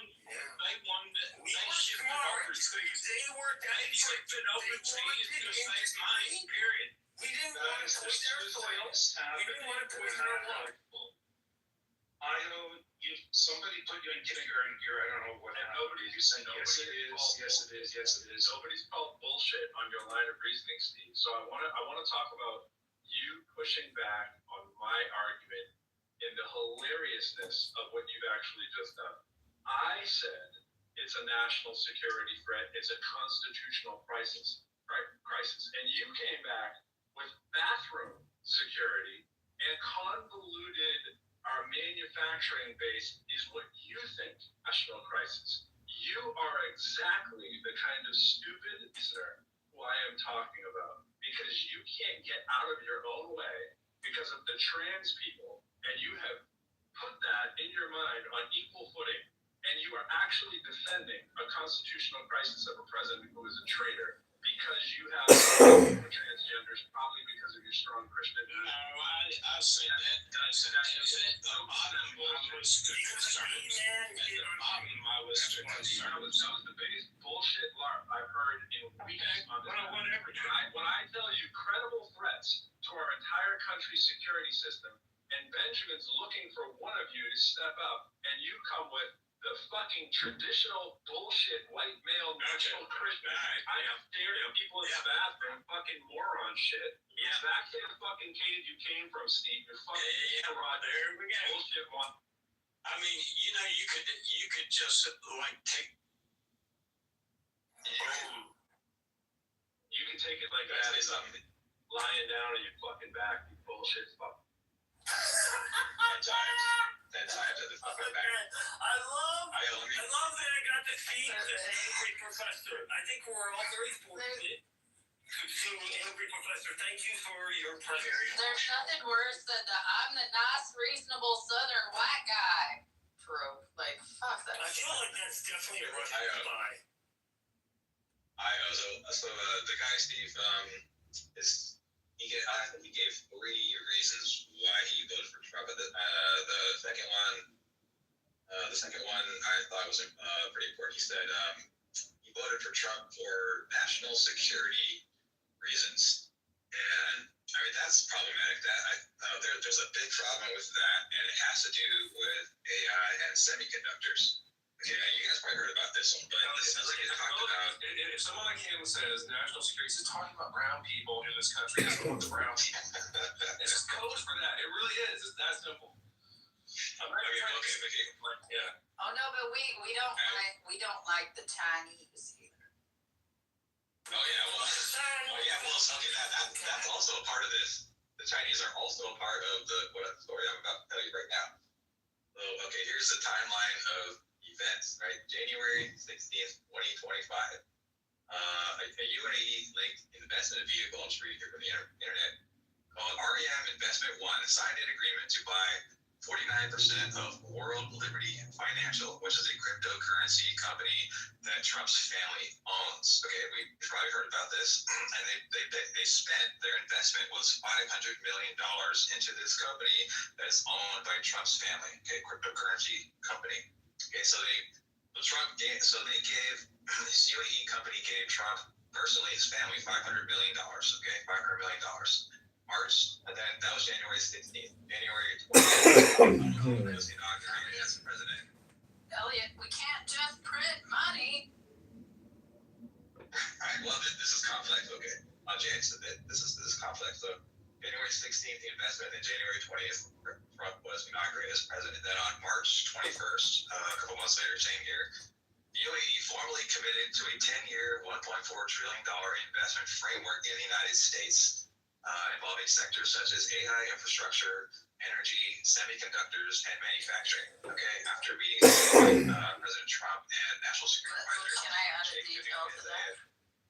detail to that? The last time the UAE or the Emirates, like basically that part of the Arabian Peninsula, made a $1 trillion-something commitment, they delivered on like less than 10% of it over the period of time that they committed to spend. Fantastic. That's figures. Okay, then on May 15th, same year, the president was in Abu Dhabi in the UAE, where he announced over $200 billion in new UAE commercial deals during a state visit. Okay, that was May 15th. Then the next day, Chuck Stewart, they finalized plans in the UAE to build like some AI campus and expanded access to advanced U.S. AI chips, okay, as part of a partnership between the UAE and the United States.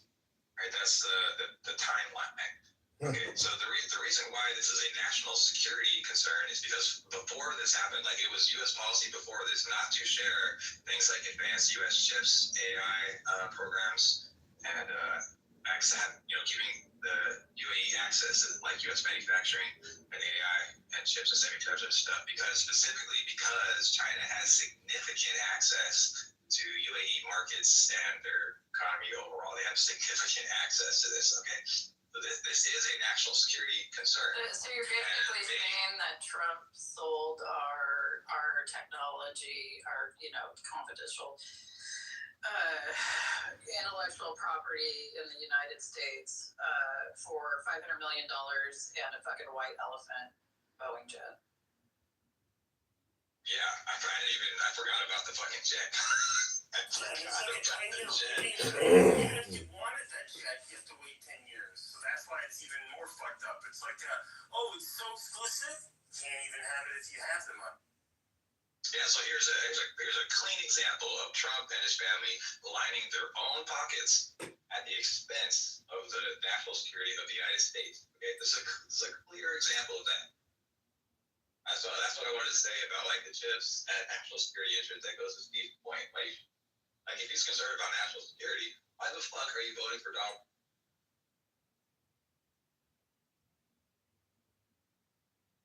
He's gonna keep. Not to mention all this shit he probably tells Putin. In Mar-a-Lago, the documents will be safe there. You see, like he's increasing our security by keeping his documents on his resort. Makes a lot of sense. In a basement, like in a fucking bathroom at Mar-a-Lago. Yeah, I remember that. Where 13-year-olds are employed at the spa. I think the reason, like, why all of this happens, like, people really argue for Trump from a certain kind of like demographic or whatever. It's like Bernie Sanders was really gaining momentum, and there were a lot of people that supported Bernie Sanders that stopped supporting the Democrat Party after Hillary Clinton won. And Noam Chomsky's talked about this. Trump kind of picked up a lot of the rhetoric that Bernie Sanders. What do you call that? Oh, whatever. Democrat Party, whatever you. What are you gonna get all hot and bothered about? You just told. It paints your comments in a certain way, whether you meant it or not, right? So I've been doing it for fun ever since somebody actually So I've been doing it for fun ever since Ben got all hot and bothered when somebody else did it before, because it's hilarious. Okay, well, do Ben trolling in Ben's room. Anyway, it's the Democratic National Party, and if you want to shorten it, Democratic Party is the more appropriate thing. So, yeah. Thank you. Nevertheless, Noam Chomsky mentioned it about that time, as Trump was picking up the talking points and the rhetoric that Bernie Sanders set forth, that Trump is going to take that rhetoric and manipulate a bunch of poor, disenfranchised people into voting for him. And it seems like he did a very good job.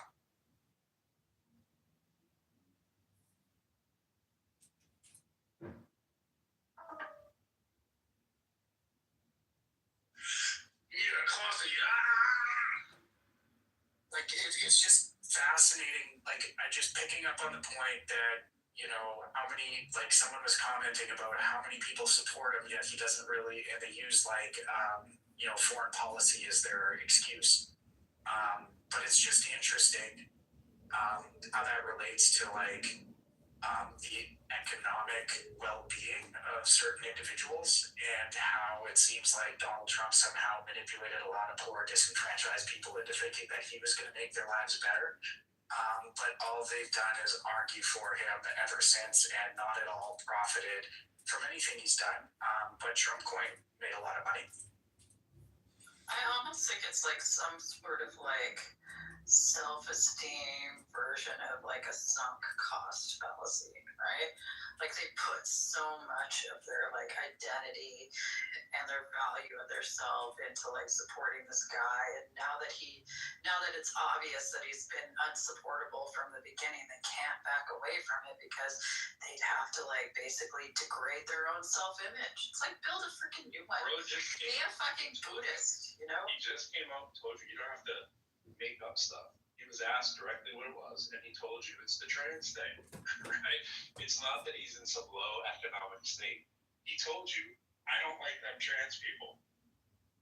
Neither does Trump. Yeah, right? They have something in common. That's part of He can't publicly come out and say that in his everyday real life, but he can say it on a clubhouse, and people can pretend that he is some kind of an intellectual, or he's some downtrodden person who's down on his luck and can't put put two nickels together. It's because he's a hater.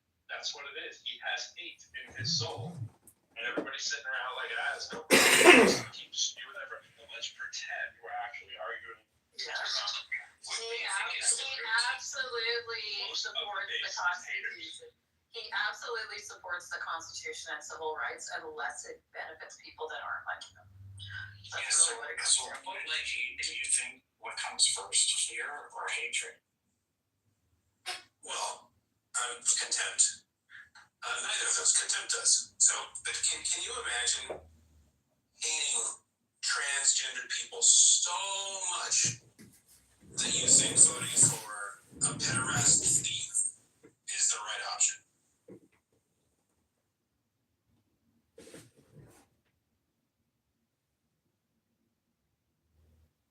At what point? Wait, when did he start with the That's a new one. In the circular drop squad because all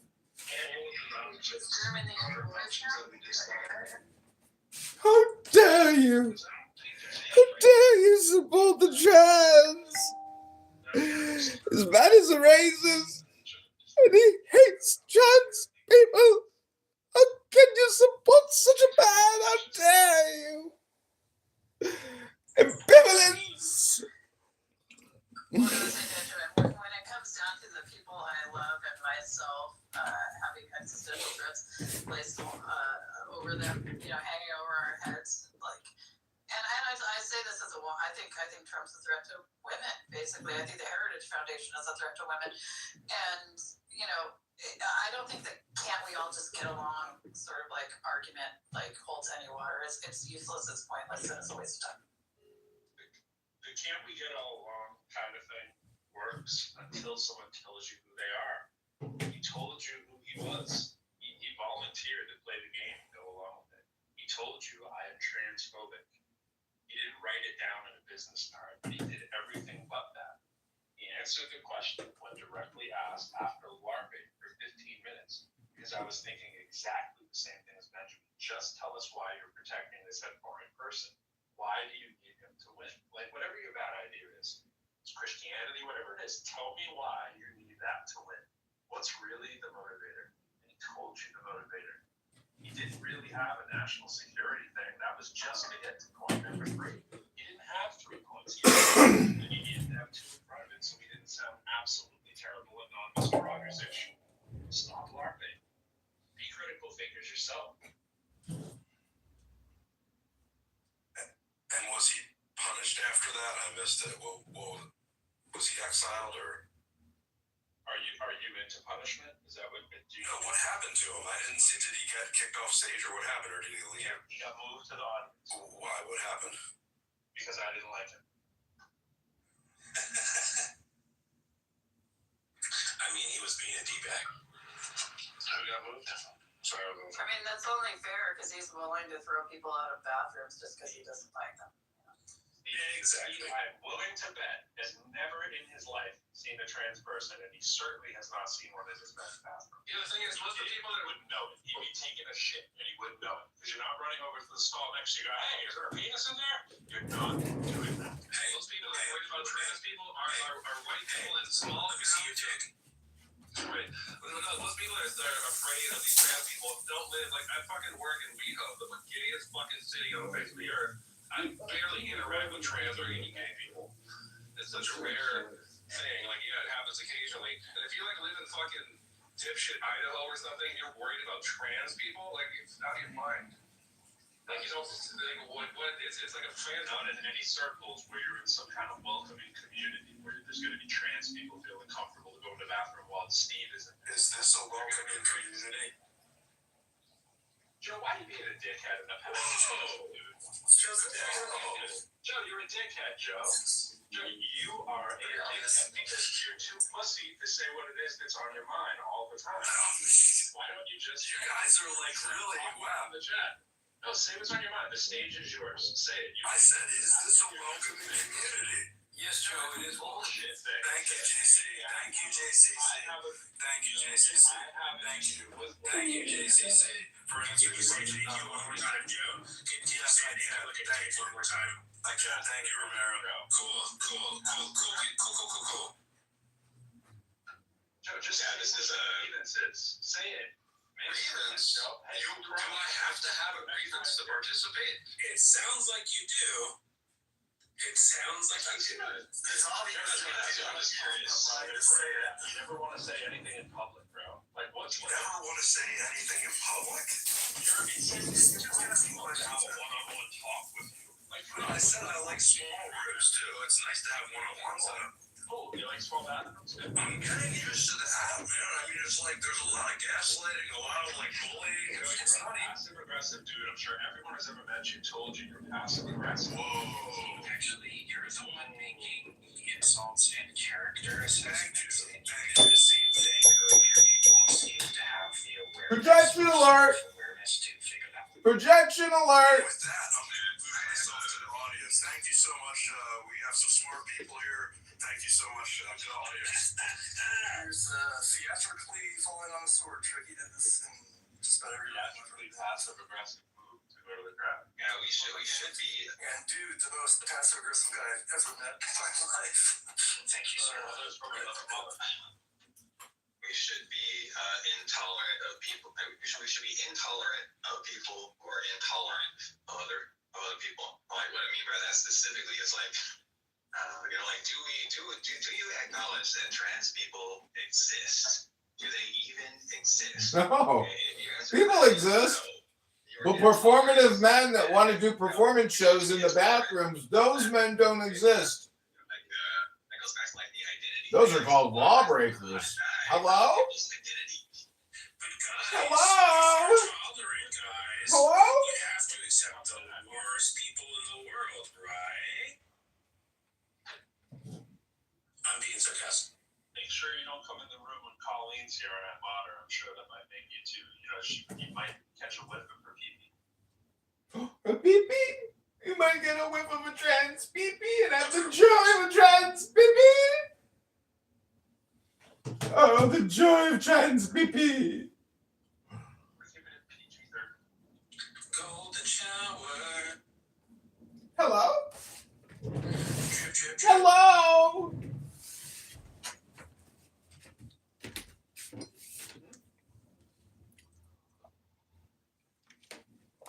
Yeah, sorry about the plumbing, not the water supply.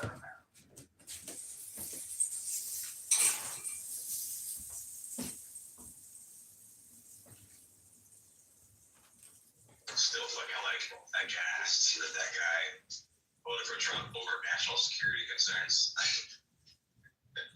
That's just fucking unbelievable. I mean, like, to trade the terrorists, like the freaking strong army. It's insane. Yeah, and energy independence. Trump is not responsible for energy independence. It's just ignorant. Just read a fucking book. One report says that since Trump took office the second term, the federal government has lost over almost 100,000 jobs in the energy sector, specifically in the energy sector. That should worry people who are concerned about energy independence.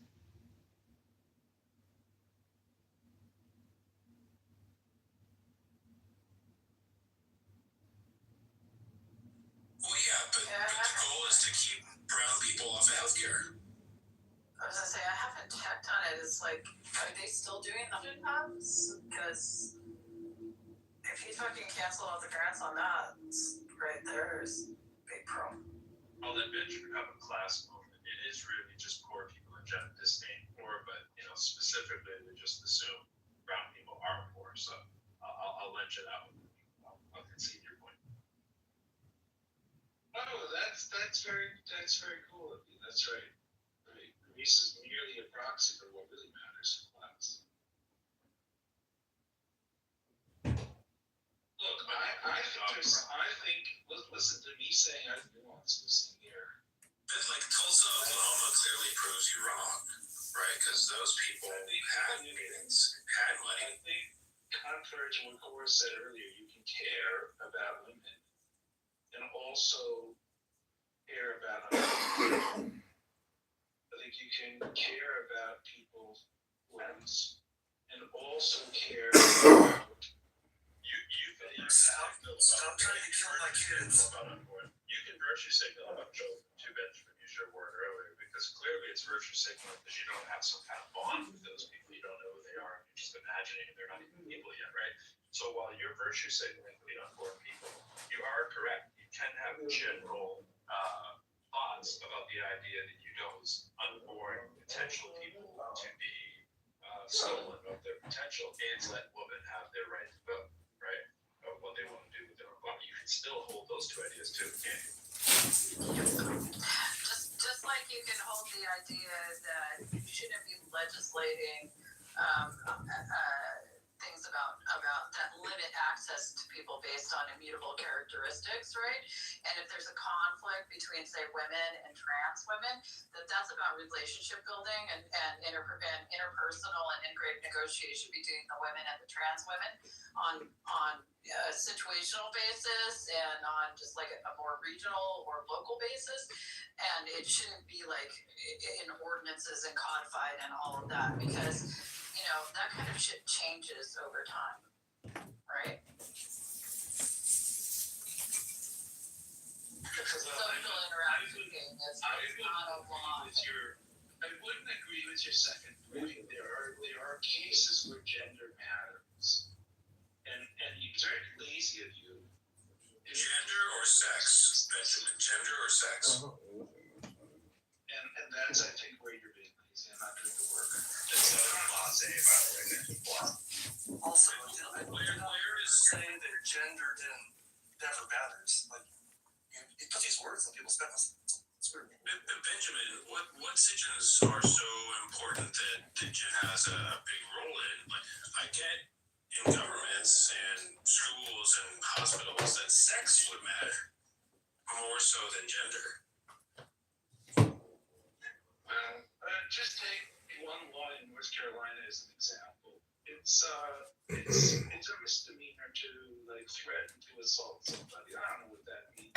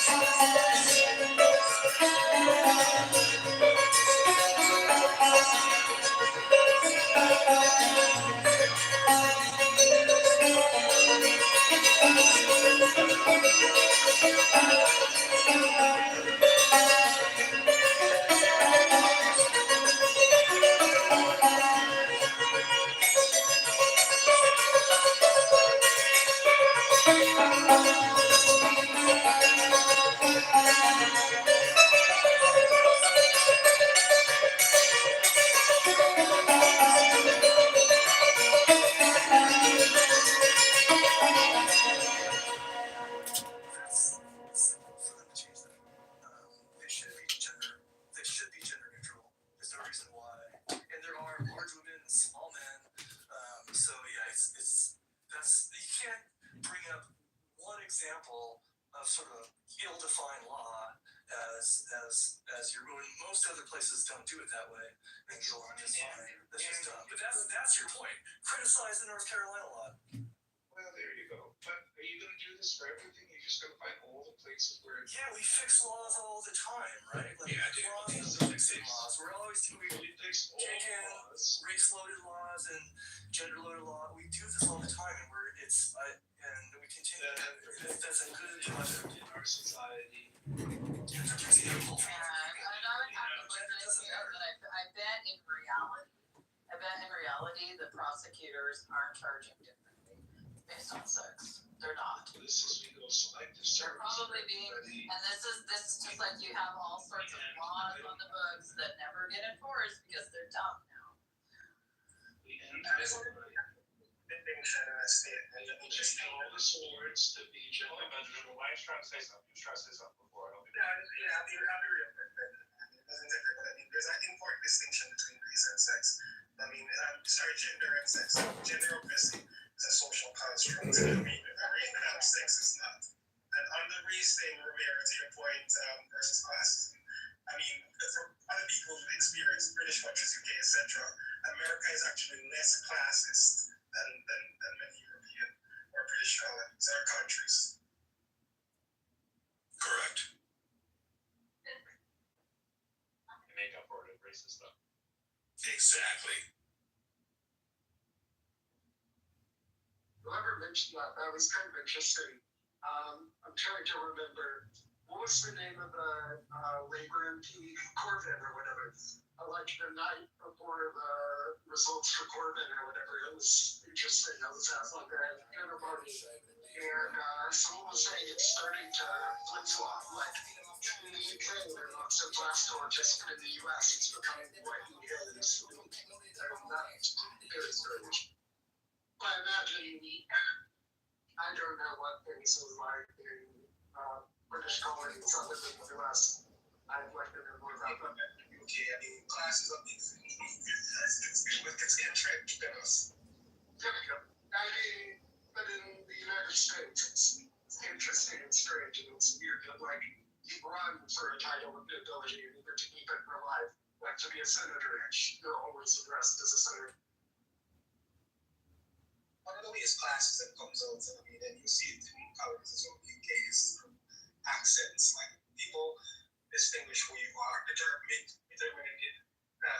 that's who you are based on the accent that you have. Yeah, but it was an interesting dynamic. This person was saying it's starting to swing the other way. The United States is behaving like UK in the 20th century and early 20th century and late Victorian and Edwardian and all this. And the UK is starting to become more egalitarian. Well, other than their speech laws, right? Like you can be arrested for saying "Free Palestine" in public or online. Where? Here? In the UK. Okay. Yeah. No, like the UK is falling greatly in terms of speech laws. Germany's a little touchy about certain words too. Well, yeah, but they have good reason to censor Nazism, right? Or like, they kind of took it a little too far. Elon would have been prosecuted for what he did at the Republican convention. Symbolism. Yes, he would have. That would be interesting if they placed those charges like Sean Lewis in Germany, but they really impacted that one. It'd be interesting. I don't know that, like, German law is really complicated. I wonder what this kind of creation is all about.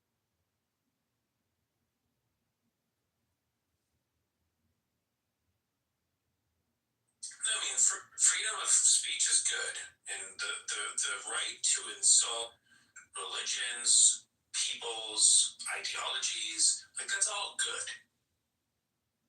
Right?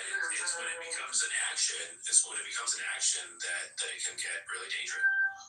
There's an interesting thing I learned from the rector at like a British American church. Like, you're free to do what you want, but you live with the consequences. I think that's an interesting way to see it. You know, I like freedom of speech in the U.S. It's very strange. We need to bring back America as a culture. Like, we need to have difficult discussions and discuss them civilly.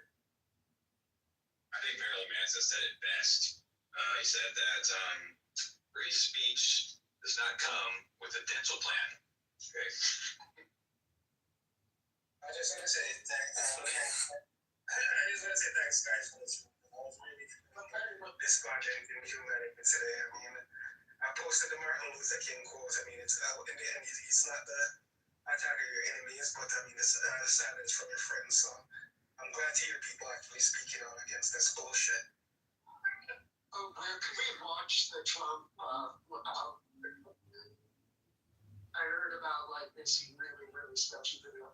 I hope I'm I got a doxing myself on like listening one of the most How was the video? Thankfully I have some dental coverage. La Jolla? No, La Jolla's not so good. Orange County? Fat fuck. Fat fuck.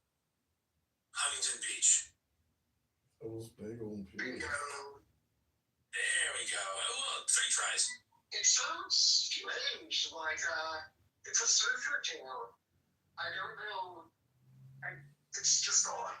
Like it's where like rallies are held. I have a cousin who lives in Huntington Beach. Very left leaning, but yeah, around me there. I didn't understand it. I was like saying that like this is like a New Hampshire beach town and all the conservatives and stuff. You would think surfers would be like a chill group. It is the most wound up, like angsty, aggressive group of people. Like I didn't surf for a long time just because of surfers. It's like a horrible crowd. Where? Well, I mean, I know like Hawaii, it's pretty hardcore. I know that like parts of LA and certain parts of San Diego get that way, but like for the most part, like SD surfers for the most part are pretty high. If you go to beach racer, like if you go to a Point Break and it's good, you can get yelled at from there. Like paddle out at steamers or Wind and Sea in San Diego or Malibu or any cool Point Breaks. Black's people, and Black's is awesome, but Black's is world class. You'll get your car.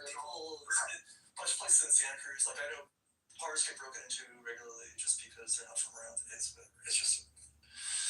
Well, but cars get broken into in Santa Cruz any period. Yeah, right. I never got my car broken into. That's been strange. John, always wanted. What time is she always wanted?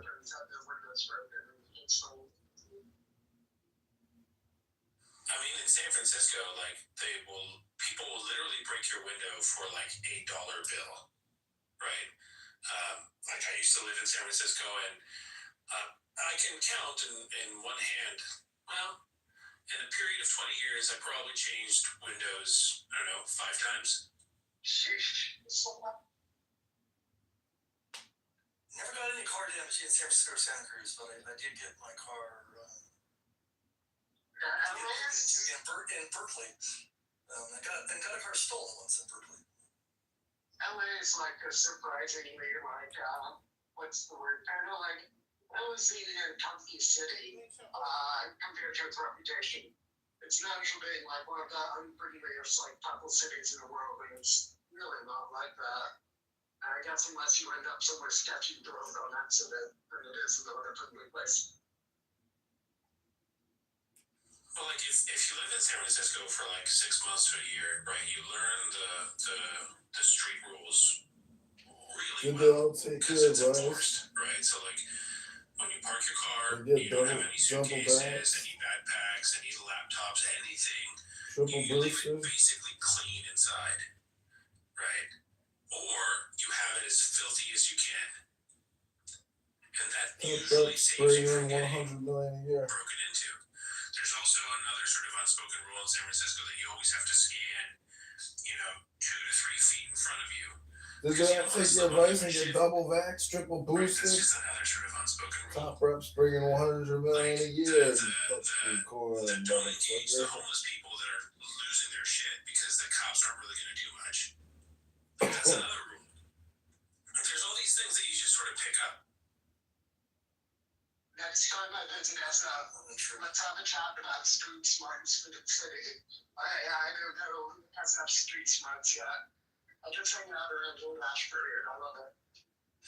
I feel a little obligated to defend San Francisco. I think reports of shit in the street are a little overrated. I lived in the Mission for years. Yeah, so do I, and I live near there now. But I'm there a lot. But there are definitely sketchy areas, or not. Actually, I never feel sketchy. It's not like I don't feel at risk in San Francisco in a way that I might in certain parts of Europe, or used to anyways. But there is just this weird element that San Franciscans seem to be willing to coexist with. American? It's like, that should not be okay. I've seen people shoot up. It's true American? Dude's got a needle in his arm. People walking by. It's weird. But the New Yorkers put the weirdest shit on the subways. Your dick back. These are just things that are true for every large metro area in the United States, and probably on the entire planet, I'd say. I know it's true. A lot. The complaints I hear about San Francisco, any big town, I see that stuff in any state, to some extent. Man, the trains in Amsterdam, London, Budapest. I don't know what y'all talking about. And what's street smarts for billionaires? I guess that's another reason why Trump is so out of touch from reality. Have at least 7 bodyguards informing a felon. You have a driver and you don't actually exist on the street. You just go from one building to another. Yeah, not driver, helicopter. Yeah, because you might get, somebody might understand all the bad things that you've done and put you to death, like Brian Thompson. Yeah, I guess it's not a very down to earth kind of existence.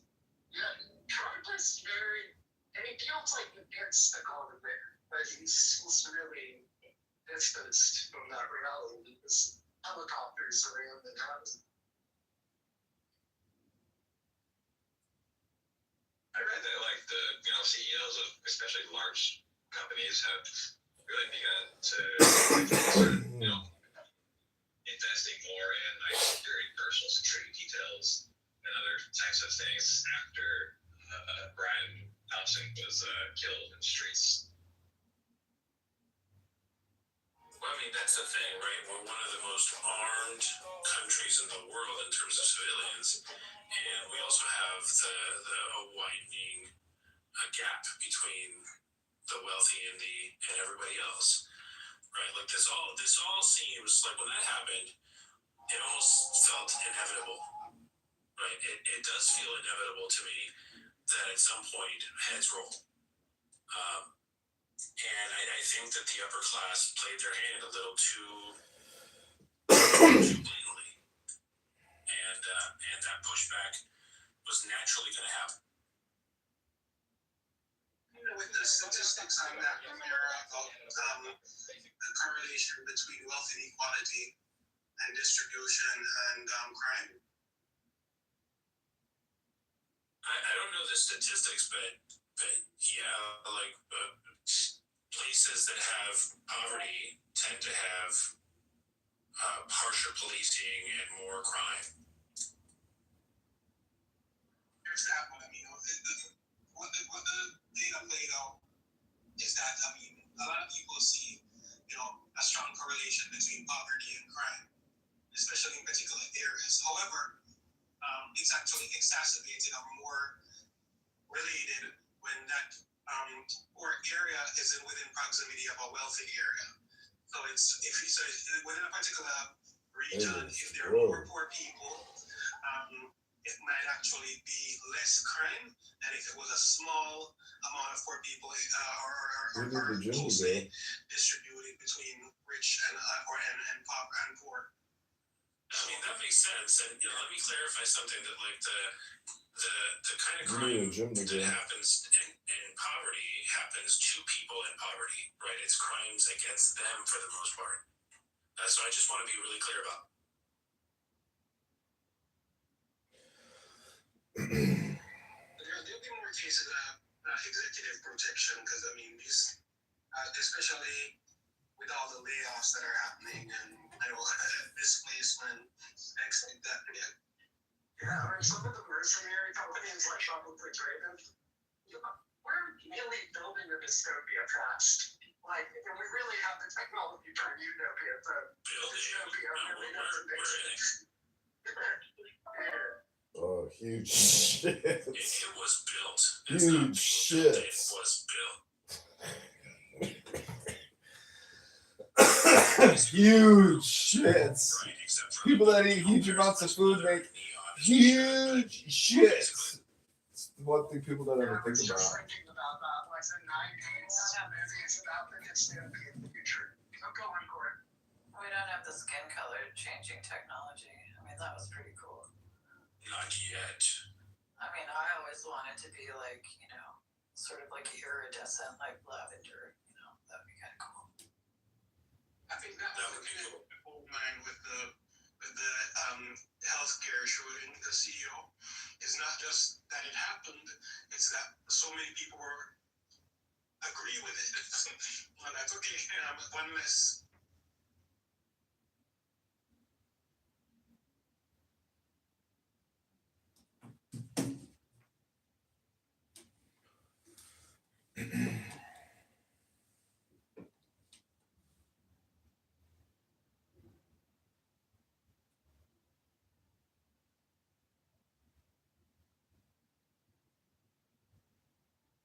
Can't normalize death. Doesn't matter. Didn't have to shower to tell you that. Well, but I think that has been normalized. Should not, or that, sorry, say it again. I just said you never win when you normalize death. It doesn't matter where you fall. I agree. Yeah, I would say that. Violently, you never hear about, though. Basically, you only hear about the death of people with publicists for the most part, or blonde women with children, basically.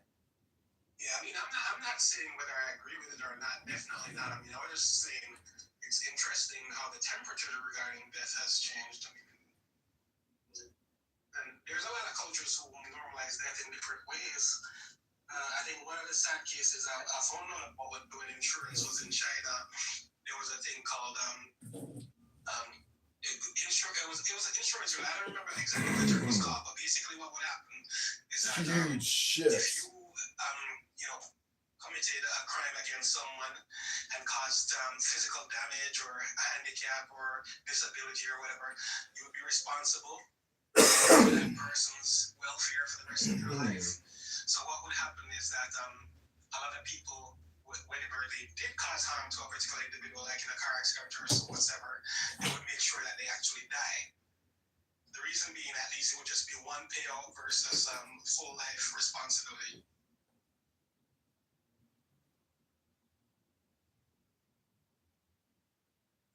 Damn.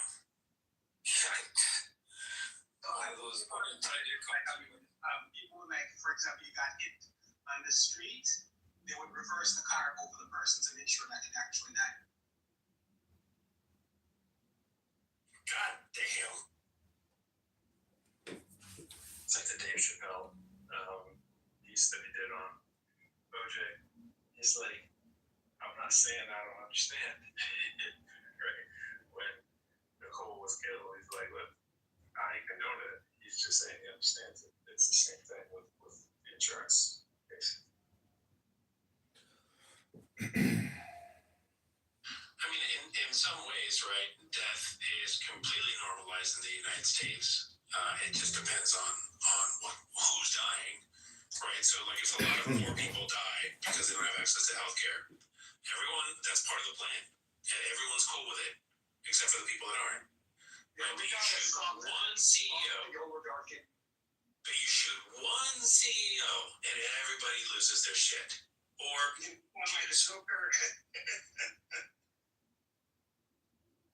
but I mean conceptually, right? Like that's true that violence from the oligarchs, from the wealthy, from the government to the poor is completely normalized and mostly accepted in society. And the few times that there's been a real pushback, right? You get gun laws in California.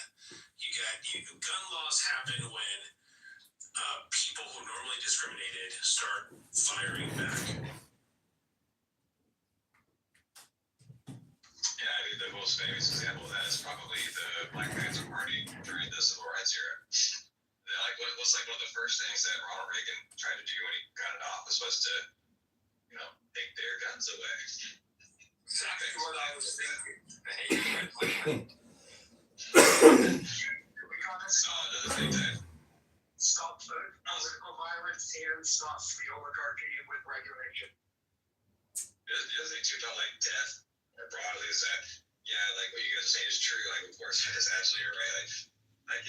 Think about like Renee Good and Alex Petty. Okay, they're like very public cases involving them that everybody knows about, regardless of what your views are about it. Everybody is aware of these two cases. But there are other cases that people just aren't aware of. Like there's a Hispanic woman who was shot 7 times by Border Patrol, survived, and is speaking about it. And like nobody even knows who this person is.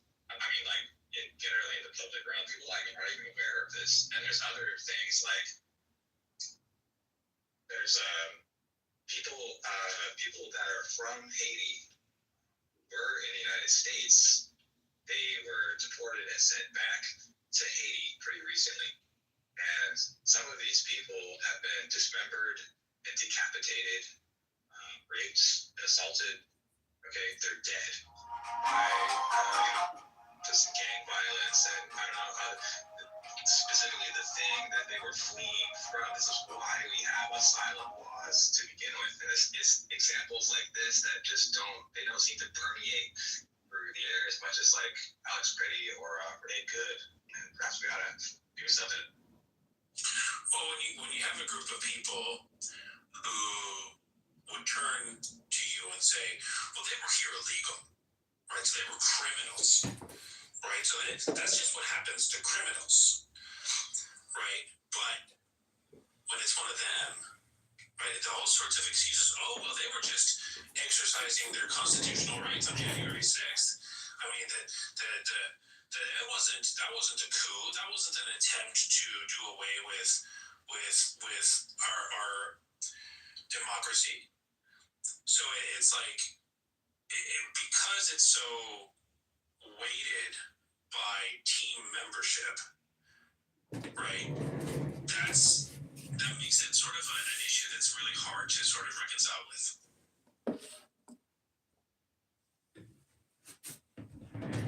Think about this with private schools all the time. Think about like most shootings are in public schools.